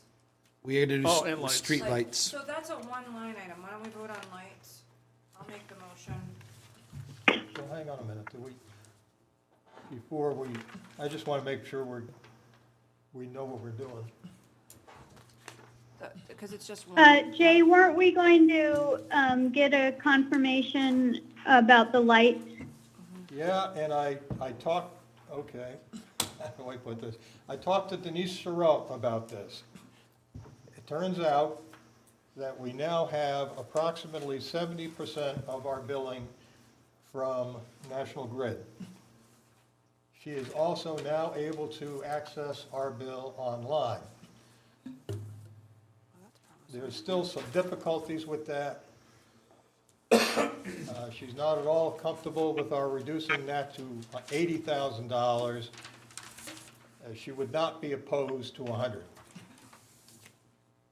Does that help you out? Yeah.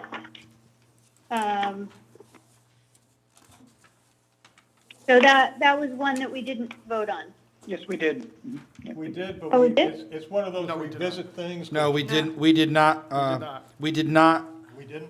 Why No. do I have it, I have written past, did we bring it back? oh, street I have it lighting, passed. we voted, it passed 7-4. Sherry, Tom, Sherry, Okay, yep. Tom, Ruth, and Joe against. But we did flag it with the idea, Yeah. remember, we said we would flag things with the idea of revisiting them if we got newer information. so then, Joe? Because I voted against it, I would like to bring it back up again, so I would like to reopen it? reopen. Brendan- I think you gotta Brendan vote lost- for it No, you have to to vote against reopen it. it. Are you sure? Against it, but I Hold on. thought you had to be in the opposition. Brendan lost the phone. Okay, I can bring him back I in. mean, I didn't read Robert rules. No, I'm still in. Oh, fake news. Oh, Trish? What was it? Yes? somebody got dropped. Okay, hang on a Sherry? minute. I want to ask Trish a question. Since I am not, and don't pretend to be a Roberts Rules expert, who can reopen a vote? Someone on the prevailing side. So someone, Come on, Joe. so someone who was on the side, That's the way I understood it, but Joe was trying to talk me into Okay, another way. old age is setting in over here. Wait a minute. Okay, so Okay. let's just go to street lighting then, quick. Okay, I will make a motion to reopen the vote for street lighting. I'll second that. Okay, on the phone, to reopen the voting on street lighting, Sherry Aker, yea or nay? I think Sherry got dropped. I think she's the one who got dropped. Okay, Deb? I didn't get dropped, and I say, okay. But Okay. we can't vote without getting We're Sherry gonna back. try to get get it, her I'll get back, it. Jennifer. I'll get it. Thank you. How do you vote? Yes, reopen. Brendan? Yes. Okay. At the table, those in favor of reopening street lighting? Now we will wait for Sherry. I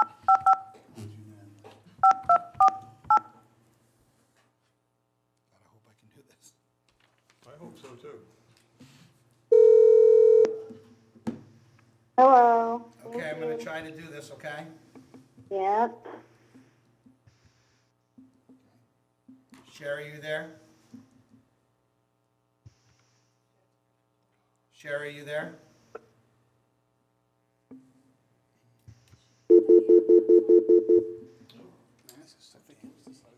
Hey, Sherry, can you hear me?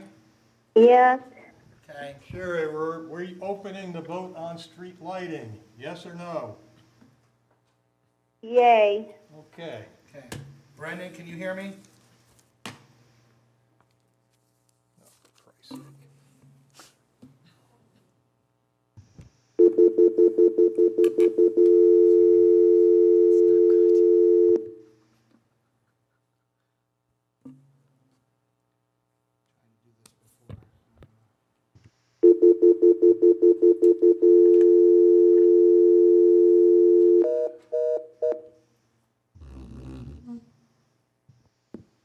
Sherry, you're there?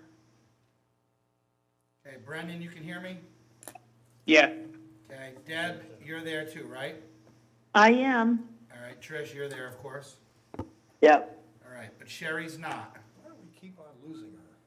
So I'm gonna try this again. Sherry, can you hear me? Yep. Okay, but it's not bringing them in. Brendan, are you there? No. Okay. Sherry, can you hear me? Sherry? Can we do it on a separate phone? I can dial her in this one.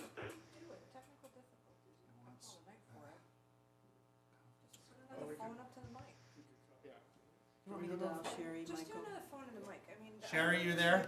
We had to use that all one phone, but it's not working. Deb, you're there, right? Yes, I am. Michael, I'll just bring her in on this. Yeah, just bring her on that. Who's gonna? Sherry, are you in? Open meeting. Yep, I'm in. Brendan, can you hear me? Conference Bridge. Say conference. It should bring it, but then it puts her on hold. I thought you said there was a conference button. It was just be on hold before you put it on conference. Okay, Brendan, you're there, right? Yes. Sherry's on hold. How do I bring her in? This is getting ridiculous. Just keep them on and I'll dial her. Okay, go ahead. They're already in here. Just put Sherry on a separate one. We'll just use them and use the Okay, second one. Brendan, you're there, right? You're gonna make do. Yes. Be all Okay. night screwing with Yeah, this I don't know phone. why that happens, but this. At this point, you're making an executive decision if they wanna. I had less trouble phoning an airstrike in Vietnam than I have I using this can't thing. do it because I think the speakerphone is a problem. Mike, you're working? Maybe. Oh, Tom's Tom, fine. you can Tom do it? Okay. Excellent. I think it has a problem. I just don't want to waste time. I think it has a problem with the speakerphone, so I don't want. So have you got it? He's doing it. Sherry, we're gonna do you over the phone, okay? Yep, perfect. Okay. Okay, so tell her what we're doing. Oh, we wanna reopen the streetlights, Motion on the table. 3380. We wanna reopen that to vote? Okay. You a yay on that? She voted yes.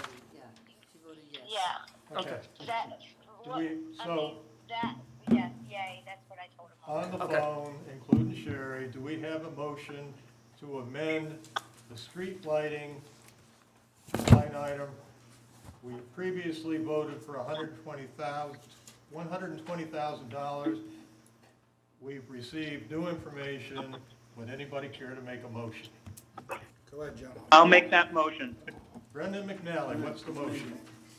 I make the motion that for account 3380 street lighting, propose a number of $100,000. Thank you. Do we have a second? I'll second that. I'll second that. Okay, Ruth seconded it first. Any further discussion? What was the amount? 100,000. Okay. Tom, do you want me to put the phone up near Jay? Yeah, we have Want me to put your phone up there? Well, he can also tell her. Well, yeah, but then you But get then it's, her on if your you put it, video. if you put it near the microphone, right next to him and prop it up. Sherry, You can I'll use put my you next binders. to Jay, so that should be pretty good. Here we go. You can't use the gavel. Okay, so the motion and seconded is for $100,000 for the street light account. On the phone, any discussion? And you said that they were okay with us going down to 80, but the motions for the 100? No. No, Denise Sorrell told me that she would not become, Joe had thought about $80,000. I blew that by her. She was not comfortable with that at all. Okay. When I mentioned $100,000 to her, she said she was somewhat comfortable with that. That would probably be all right. Okay. Got it. So, any further discussion on this? Joe? I still think she's too overcautious, and we should go with the 80. Thank God she is cautious. I said overcautious. Okay. I'll put it to a vote. Sherry, yes or no? Yay. Tom, you keeping this or am I? Sherry was a yay. Yeah, do me a favor, Sherry, when you say yea or nay, say yes or no. Okay, yes. I'm having trouble distinguishing between the two for some reason. Yay, yay. Brendan McNally, Yes. Jennifer Brashley, Yes. Deb Janik. Yes. At the table, all those in favor? Opposed? Joe wants to go lower. Lower. How low can you go?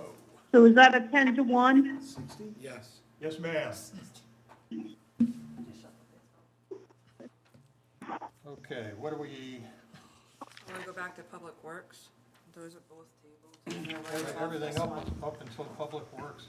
Well- We did municipal capital, correct? Well, Public Works is right above this one. Yeah, we're already on that page. We're already on that page, it's the two, one above it. No, I have that we didn't do rubbish recycling. No, no. Okay. We're not disputing that. No, Okay. there's Jen- three on this page that Jen we was saying we're already on this page. We have 3 to do on this page. Sorry, Public Works is 5540 on page 12. Can I ask a question? Now that we've discussed, can we just vote on the whole thing? Well, I'm just going to remind people why we did this. The One clerk. was what we clerk. thought was an exorbitant increase of the DPW clerk salary. There was some question about the maintenance worker salary until we remembered that there's 8 of them.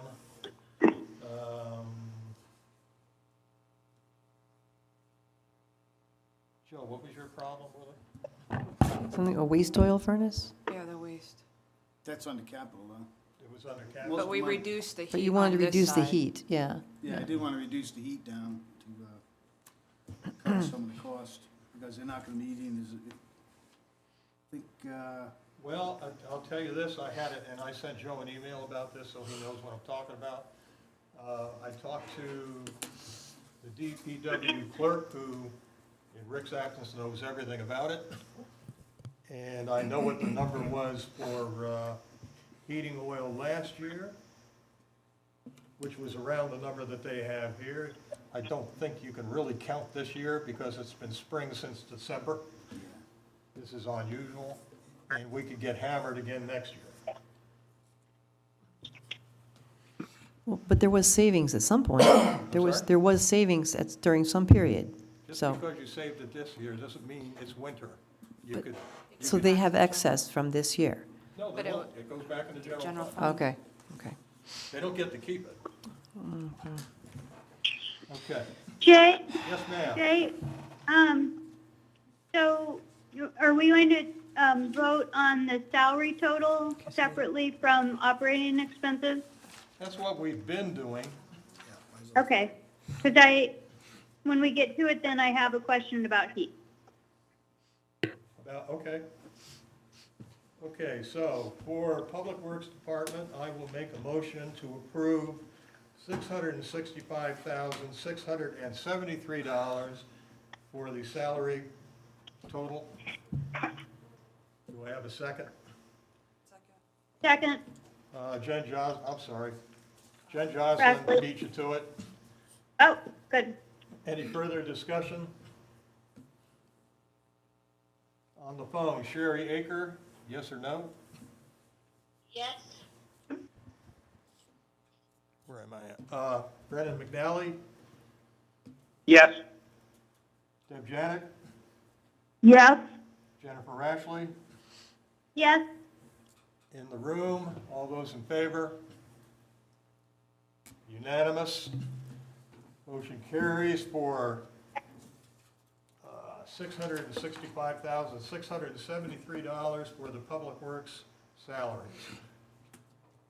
We'll move on to Public Works operating expenses. Jennifer Rashley, what was your question? Tuesday we discussed, that someone was going to look into a new heating system where we could reuse fuel. I did Oil? that today. And I'll tell you what I found out, and well, okay. Okay? We could, Do? right now, they have 4 furnaces in the Public Works garage. They have those 2 big bays, and apparently 2 furnaces serve each bay. So if we were to put waste oil heaters in, we would have to buy at least 2. Depending on the style you get, how many BTUs they are, how big they are. They're about $10,000, Joe? installed, yeah. About 10 grand a piece. Okay. Based on the oil that we used last year, number 2 heating oil, and what they've used this fiscal year up till now, and doing the math, one of these things would pay for itself, just one, in about less than 18 months, if we didn't have a winter like we're having right now. But keep in mind, they are $10,000, and we would ultimately need at least two. Now, while I would dearly love to put two of these in immediately and start reaping the benefits, in this particular budget season, I don't want to get lynched. And I'm not going to let this die. I'm going to keep on trying to push it. Joe has been pushing this for years. Okay, thank you. I'm sorry? Thank you. Yeah, so while it is a good idea, it remains a good idea, it might be a little rich for our blood this year.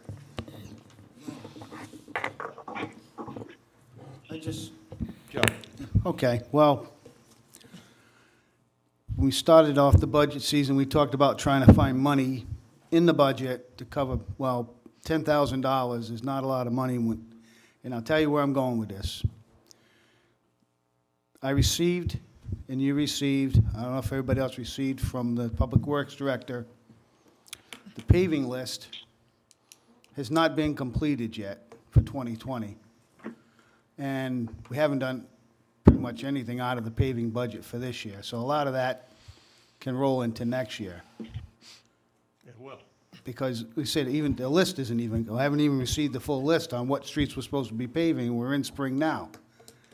So we're pretty close to the budget and the fiscal year. So I think there's going to be quite a bit of money left in that. So I have no problem trying to reduce the amount requested and use some of that money to buy some of these small items that we need that are going to help save money in the long run. This heater is, after next year, after this year, will already be starting to save us $9,000 or $8,000 a year in the heating oil. If you look at what was, and even just on the, we don't always have really, really cold days, so they don't run all 4 heaters all the time. I mean, that one heater, if it's not below freezing, they don't even need to run the heater where the sander trucks are.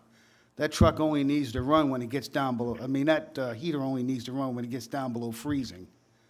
So the second heater, we can wait on in the second bays where we keep the trucks. But the primary operation where they're working, doing truck repair, opening, closing the doors all day, bringing trucks in and out, that's where we need the nice, large, biggest heater we can afford, waste oil. And that's going to bring in savings. And as you say, I think it'll pay for itself in less than 18 months, if we had a bad winter. It might. If we had a bad winter. And we're also using a product that we're paying to get rid of, because we're currently paying to get rid of the waste oil. So now we're going to be using it to heat our garage. Where is that in here, the payment to get rid of the oil? Is it It in was, the what, budget? $600 I think we paid, 600 and change, according to the email you had sent me, to dispose of used oil.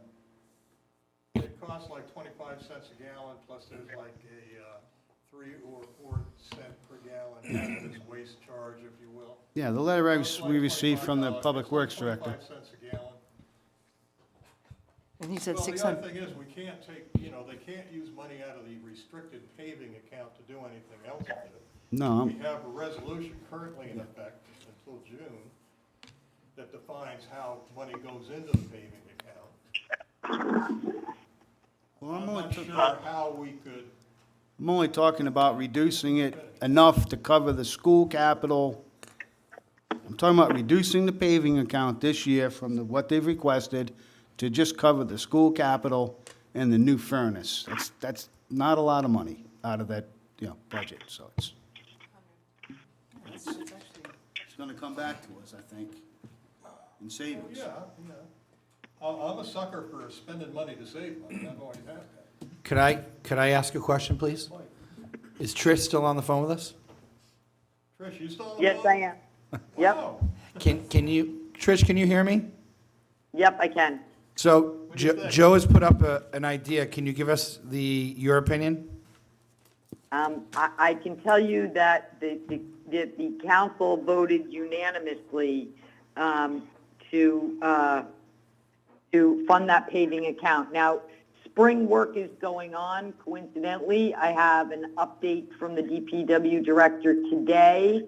There are the grading of 7 streets, and I can give you a list of them, is due to be completed today.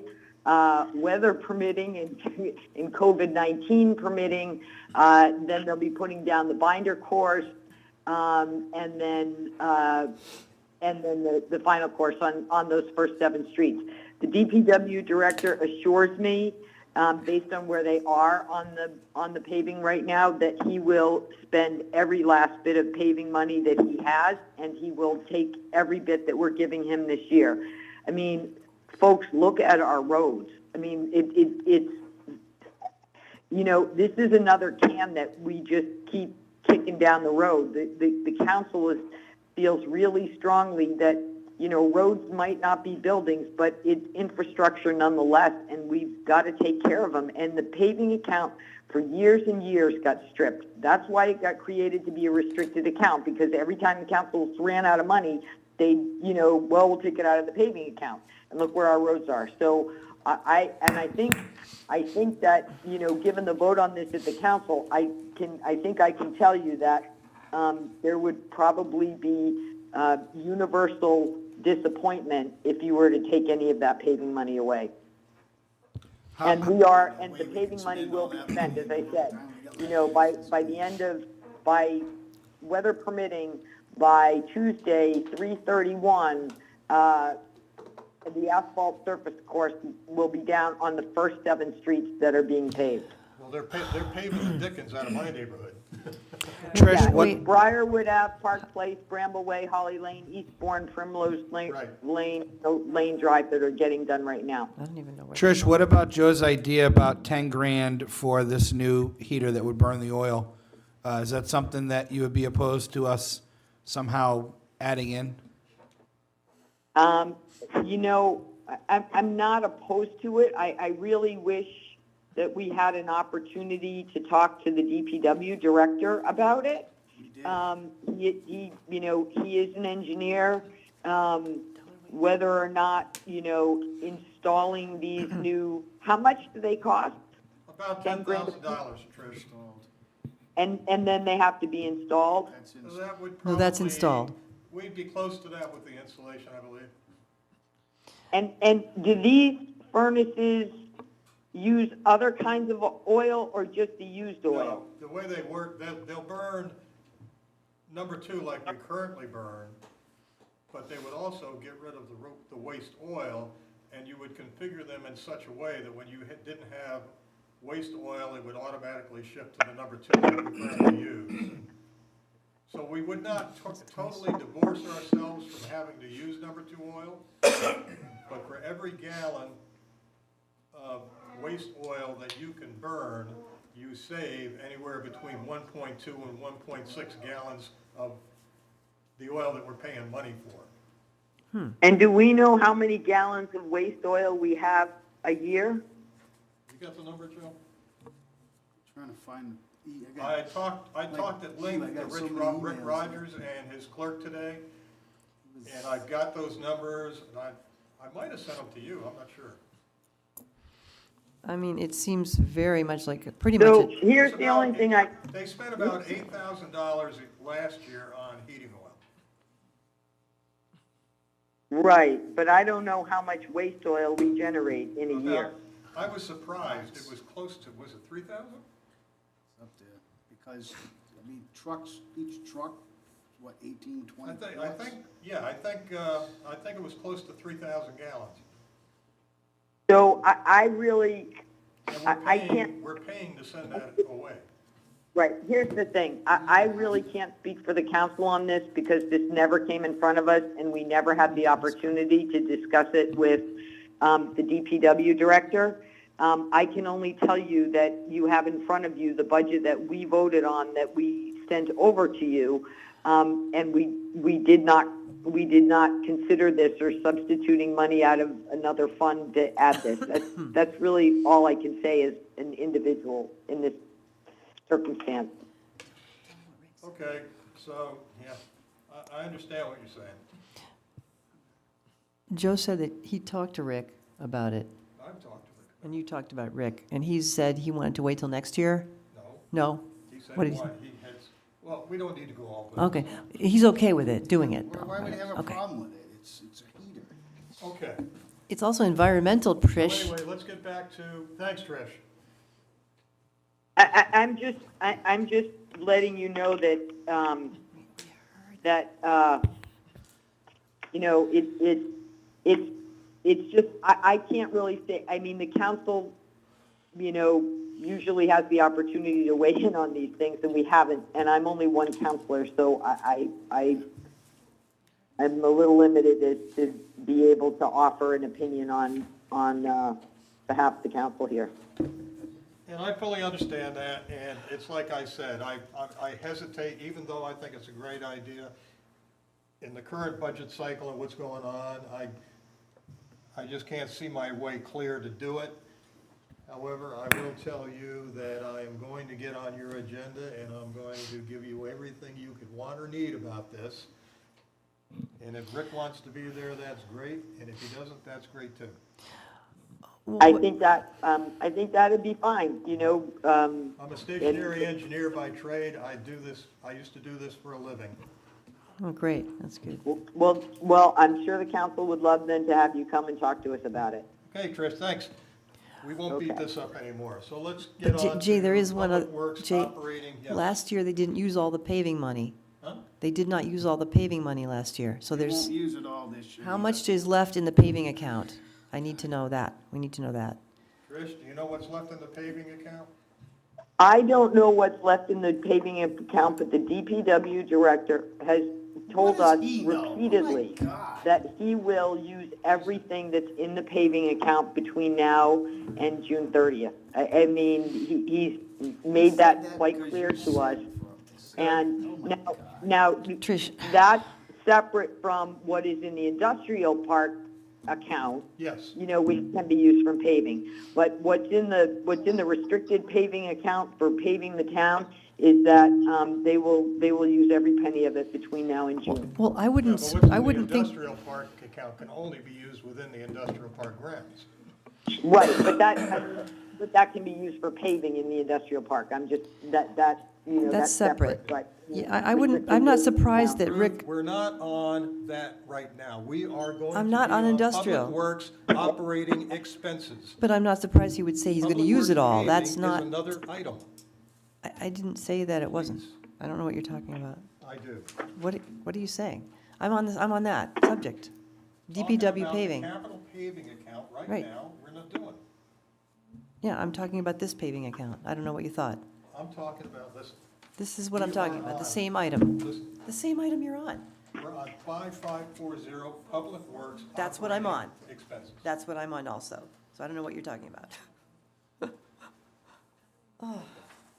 I see think where Trish you- is the I see one, where you're- Trish is the one who brought up industrial park. I did not, so, okay. Oh, no, we're, okay. Okay, so we have the recommendation from town council president that they would not be comfortable doing that. Exactly. So why don't we try to see if we're ready to make a motion on the I'm gonna do that- DPW operating expenses? I'm gonna do that right now. Thank you. I'll make a motion to approve $920,130 for the Public Works operating expenses account. I second that. Deb seconds that. Any further discussion? On the phone, any further discussion? Nope. Nope. Okay, on the phone, Sherry Aker, yes or no? Yes. Deb? Deb, Yes. yes or no? Yes. Brendan McNally, yes or no? Yes. Yes. Jennifer Ashley, yes or no? Yes. At the table, all those in favor? Yes? Okay, we have one no, Joe Souza. Motion carries 10-1 in the amount of $920,130 for Public Works operating expenses.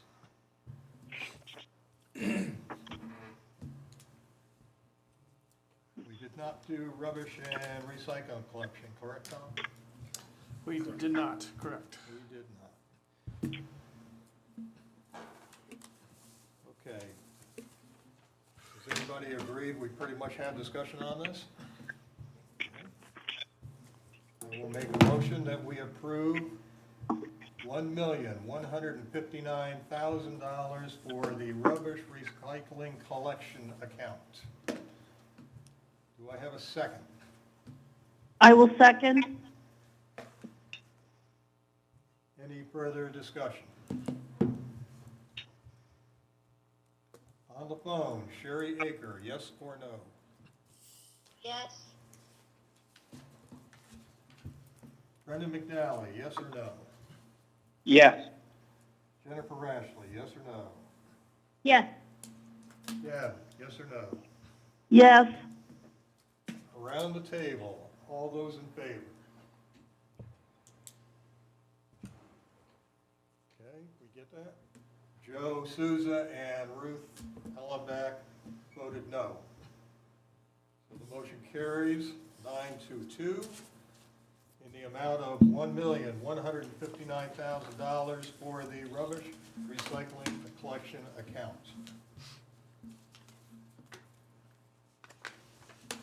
Did we do EDC?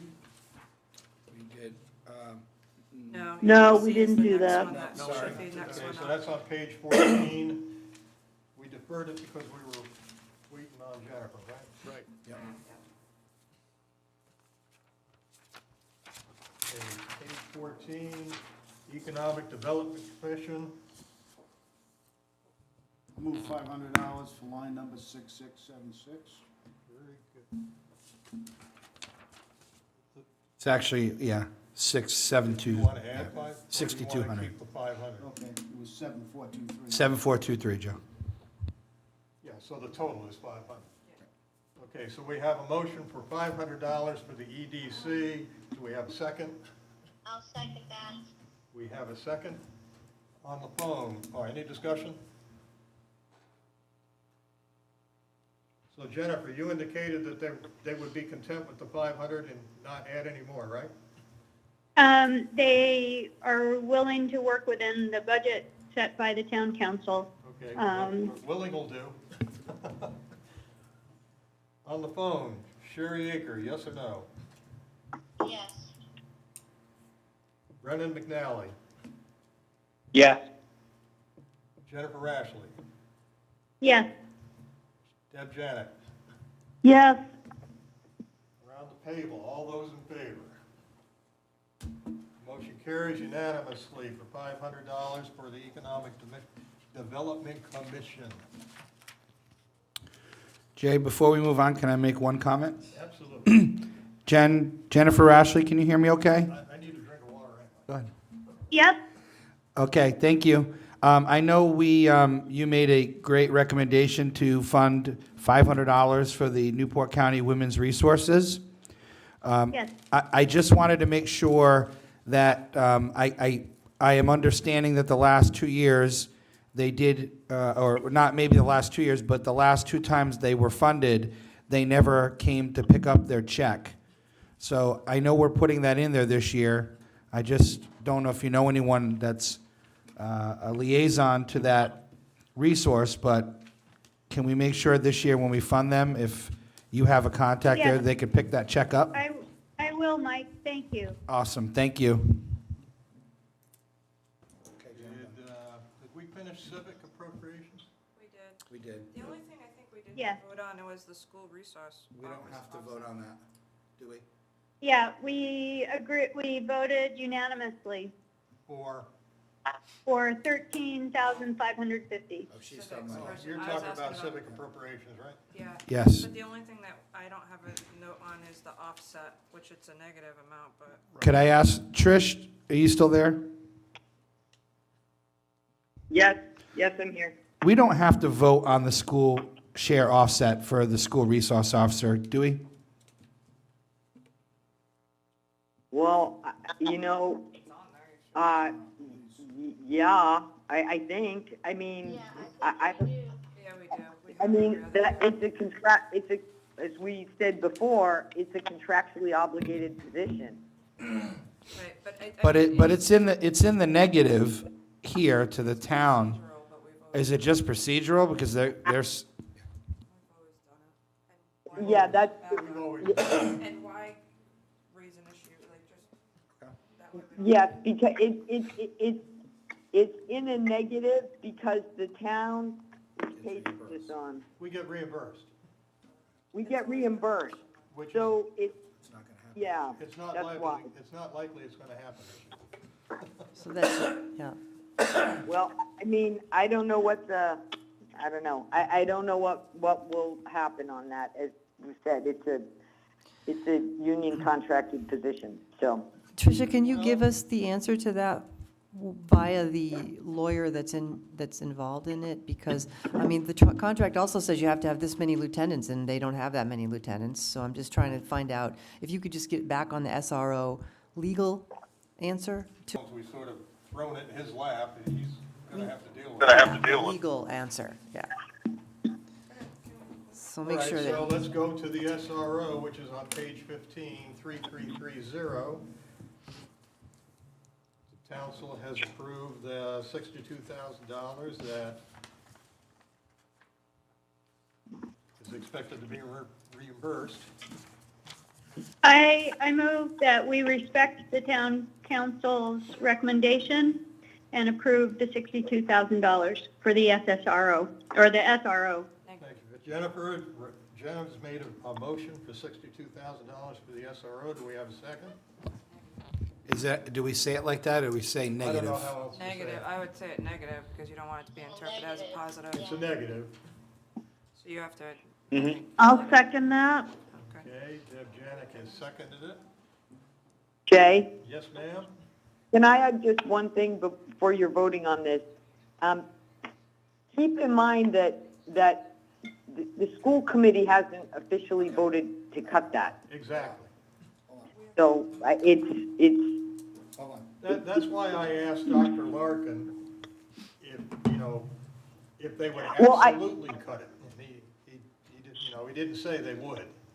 well, I think only the school committee could make that vote, and they haven't voted to do that yet. No, they haven't. So, yeah, So we just have to deal with what we see. Right. kind of, I think, yeah. Yeah, we don't have a choice. So it's negative $62,000. We have a motion and a second. Jay, before you do, go ahead, make the motion first. It's been made. Jennifer Rashley made the motion. Okay, you're in a second. I have someone that would like to speak, and it's Denise Denise Medeiros? DiMadeira. She would like to say something to you before you vote on this. Denise, speak. Hi, everybody. I'm sorry. I've been working really hard, and I don't want to make you guys exposed to what I've been exposed to. But I just want to tell you, I was chairman of the school committee when we asked the town to put that SRO in there.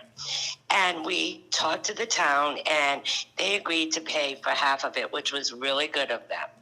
But it was a handshake agreement that the school committee would definitely pay for the time they needed this officer. So they need this officer, they admit they need this officer, and I have to give you my opinion that if they decide to cut that, shame on them. Shame on them, because they asked us to promote this, they asked us to pay for some of it. We did it. The town agreed to do it, and it's a definitely needed person. And if they cut that person, and it's in our contract because they asked us to put it in there, because they asked us for an SRO. So if they decide to cut that and we take the cost of that, shame on them. And that's just my opinion. Well, I agree. It's entirely, the ball is in their court now, and if they choose to get rid of that, then that tells us how much they valued that position. Well, I have to tell you, as someone that was on the school committee for 8 years, and someone that's on the town council now, I couldn't really, in good faith, say no to this, and we're going to have to take the brunt of this. And they need that officer there. They definitely need that officer there. So if they decide that that's one of their cuts, I am not very happy about this, and I just want to express that. Because Denise. I will tell the town So, council that in making- my recommendation is we One at a need to time. take this cost because they need it. But this was a handshake agreement at the time, and the town council said yes, they would pay for some of the costs, which was really nice of them at the time. So for the school committee to say they're going to cut this, I just have no words for it. Okay, thank you. Jennifer Rash, You're welcome. Sorry to say So- something? In making this motion,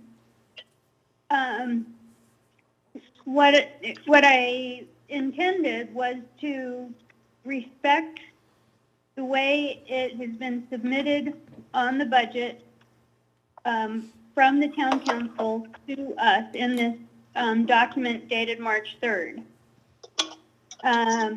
So that is to support the number of 62,000, and that it be paid in the normal way that it has been paid in the past. I agree. Yeah. I agree, Jennifer. We'll just see how it plays out. Right. To me, I think that the most important thing on voting on it is it's going to be calculated. So if we're counting on a credit of 62,000 from the school, in our overall, what the total amount is that we're saying in the budget, we need to vote on it. And we could do 0, we could do the credit of 62,000, whatever. But that's, I think, the import. If the school decides not to pay it, it's just like other things that we have revenue that we just might have less of it. Yes, revenue we might not see. Correct. And there's going to be a lot of that this year. Jay, Okay, so Jay, we have a motion and we have a second for negative But wait, $62,000. Jay. No, it's not a negative $62,000 because it has to be, it has to be represented. It's a contractual amount that has to be either be put back in the police section or be captured here. All right, so we'll just leave negative and positive off of it, the 62,000. It's included as a negative, and that's how we've always voted at it, because it's income coming in. For whatever reason, it's always been on our budget docket the way that is, so you have to vote for it like that. Jay? Yeah, I think this is not in our purview to This go is further a than bit of a this, you weird know. thing. It's not revenue. It's listed that way, but, you know, the town is essentially contractually obligated to it. So, you know, you're essentially then shifting the burden of paying for it to the town budget. We can't change the vote because they haven't even voted on it, the school. We have to do it as it is here. Can I call a point of order for us to take a vote on this? Because I just don't think right now it's something we even have the capability to deal with. Right, we need to vote on this now as Yeah, it's as it presented, as is. we see it. Then we go to the next step, yeah. As it's presented. So, do we continue to have a motion and a second? Yes. On the phone, Yes, we do. Sherry Aker, yes or no? Yay, or sorry, yes. I'm sorry. Deb My Janik, southern accent. Deb Janik, Yes. yes or no? Greg Yes. McNally, yes or no? Yes. Jennifer Rashley, yes or no? Yes. Around the table, all those in favor? Joe, Opposed? I'm going to abstain, please. you're abstaining? Yeah. For a reason or? Okay. have to give you a reason? No, Okay. Just abstain. I just We want to have know. one abstention, Mike Dakotas. We have one no. Joe Souza, you didn't say no, did you? Yeah, he's no. I did not, yeah, I said yes. So the motion carries with 9 yeses, one abstention, and one no. Comes back to bite you, I'll say I told you so. Okay, where does that leave us? Is that everything? I think so. We've addressed everything once. Good gracious. Okay. That's income, double it. I'm sorry? Yep, we did. So you're saying you don't want to put money in for a waste oil heater this year? I can't see my way clear to do it. $10,000 in a, was it 40? But what about next year? Go ahead. Next year, soon enough, huh? No? You've got a waste oil. You and I will talk about this, I'll tell you my reasons later. All right, so now we're on 26th March. Okay, I sent, I thought we were going to accomplish something this year. we already approved the minutes for the 13th and the 20th. Did everybody have a chance to look at the ones I just sent you today? Was it the 27th? Yeah. I did. Brendan? I did not. I Okay, did so not. We'll, then I won't ask to approve them and add them to this agenda, we'll just do them next time. So I sent everybody a tentative agenda, which I will post tonight for the 31st. If everybody saw that, I hope they did. Did you see any things on it that you would change or modify or didn't want to do this way? On which thing? You The said you're not doing. agenda for next Oh, Tuesday. okay, the agenda, okay. The agenda for next Tuesday. Is that the one you told us? Yeah, it says on it, we'll review and discuss the budget committee and town council resolutions. The town council probably won't have any available, it's gonna be up to us. We'll review and discuss the town's revenue estimates, which we all know are gonna be bogus. We'll review and discuss the preliminary budget docket prior to final recommendations. Then the big one on April 2nd, which is our charter mandated date. We'll do our approval and adoption of the resolutions. We'll do our approval and adoption of the revenue estimates. We'll do our approval and adoption of the docket, and we'll do our approval and adoption of the tax levy worksheet.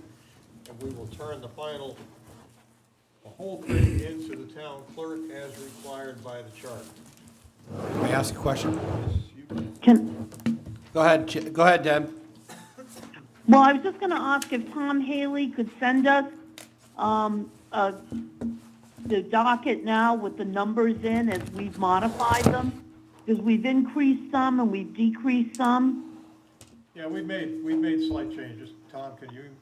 Yeah, I'm not sure I captured all the deltas, but I'll be happy to distribute the spreadsheet. Well, you and I can get together. If you could at least like pass it to Jay and Jay can check it and send it out to us just so we can see where we are. Yeah. I'm very visual, I need to have that so I Yeah, can see I it. agree.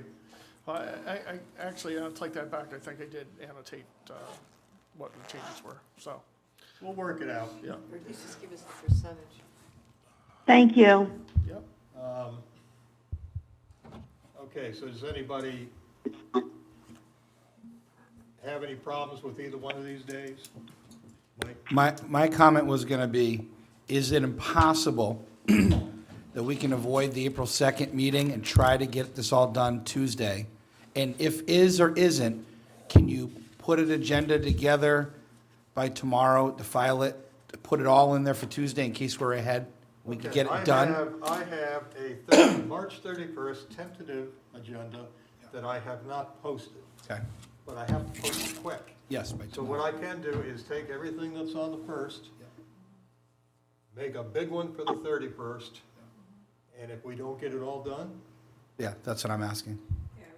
so here's what I'll do. Because the 31st and the 2nd, they'll almost be like I did for this one, mirror images of each other, but at least they'll both be filed, and I'll just put a thing in there in no particular order, and then we can do what we need to do. How's that? But would we have enough time to if we didn't get it done on the 31st, is there enough time to post for the Second. for the 2nd? That's what I'm saying, Brendan. I'm gonna post the 2nd and the 31st at the same time, and they will say almost basically the same things. So we just need to be careful. We'll have to convene on the 2nd as well, have a quorum, and then if we finished all our business, then Right. we're But we done. can just open and close. If Yeah, we we don't can- have anything on the second, we can just open and close. Yeah, we could do that. We could just come, do it quick and, and do the Pledge of Allegiance, say hi, bye, and, If we get done on Tuesday, we could show up Thursday, and Joe Souza will get a couple pizzas, and we'll just have pizza party. yeah, Joe says he's buying pizza and beer. Hey, we can't have pizza on the phone, that's not. That's not true. Joe's gonna drive it to your house. Oh, okay. DiGiorno. Yeah, wait for me at the door. And I'm bringing the beer. With a thermometer. You're on the hook, Joe. DoorDash. Come on, let's go. Okay, so is everybody okay with that then? Yeah, I'm fine. If we get it done the 31st, great, and if we don't, we'll just do what we need to do on the 2nd. Great. And if we Great. get done on the 31st, I probably won't have Nancy Mello around, so I'll have to come here myself and deliver the finished product, But which is that's not a what we can problem. do on the second. Like, let's say we're finished on the 31st. When we come on the second, we can have Nancy here, we can convene it, call it, and then go. Well, what we could also do is, just to give us something to do, we could do the final votes on the 2nd. Question. Did everybody receive the copy of the resolves? Yes. Oh, Yes. here. So Okay, I've got resolves here, and I will tell you what I did. I went through all of them for the past several years, and I picked mostly the ones from last year, with one exception. I put in number 12. Doesn't mean we have to do it. Most of the rest of these, though, have been approved at one time or another. Like I said, I don't have, nor will I have, I don't think, the school, or not school, the town council's resolution. So number 12 is not from last year. I think so. Number 12 is not from last year? No, I'll talk to you Yeah, about that. Okay. it is, and that's one that I would, forgot that one. I think that I would No, like I to don't talk want it. about too I next. don't want it to be 20%. Tom, do you have one of these? I do not. Thank you. I think my point was, if we can get up to speed on these, we can blow right through them pretty quickly. Most of them are just procedural anyway, so it's. Yeah. Most of you've seen before, and we do them all the time. Okay, Jay, can I just ask, did you email those to us? Yes, he did. Yeah. Yes, he I did. thought I did, but I'll do it again. All right. No, she's Yeah, got it. They were emailed. So before I make a motion, do you have any more business, or are we motioning to? I'm worn out. Okay. I just want to say one thing before I'd like to make a motion to adjourn. I just want to say thank you to each of you that are on the phone and are here. I thought this was pretty clean. Today was a little contentious because we had the big ticket of the schools, but I think from the Budget Committee workshop until now, even though we have the resolutions next week, I'm very proud as a Budget Committee from each one of you, the way we got along, we did this, so thank you. And on that, I'd like to make a motion to adjourn.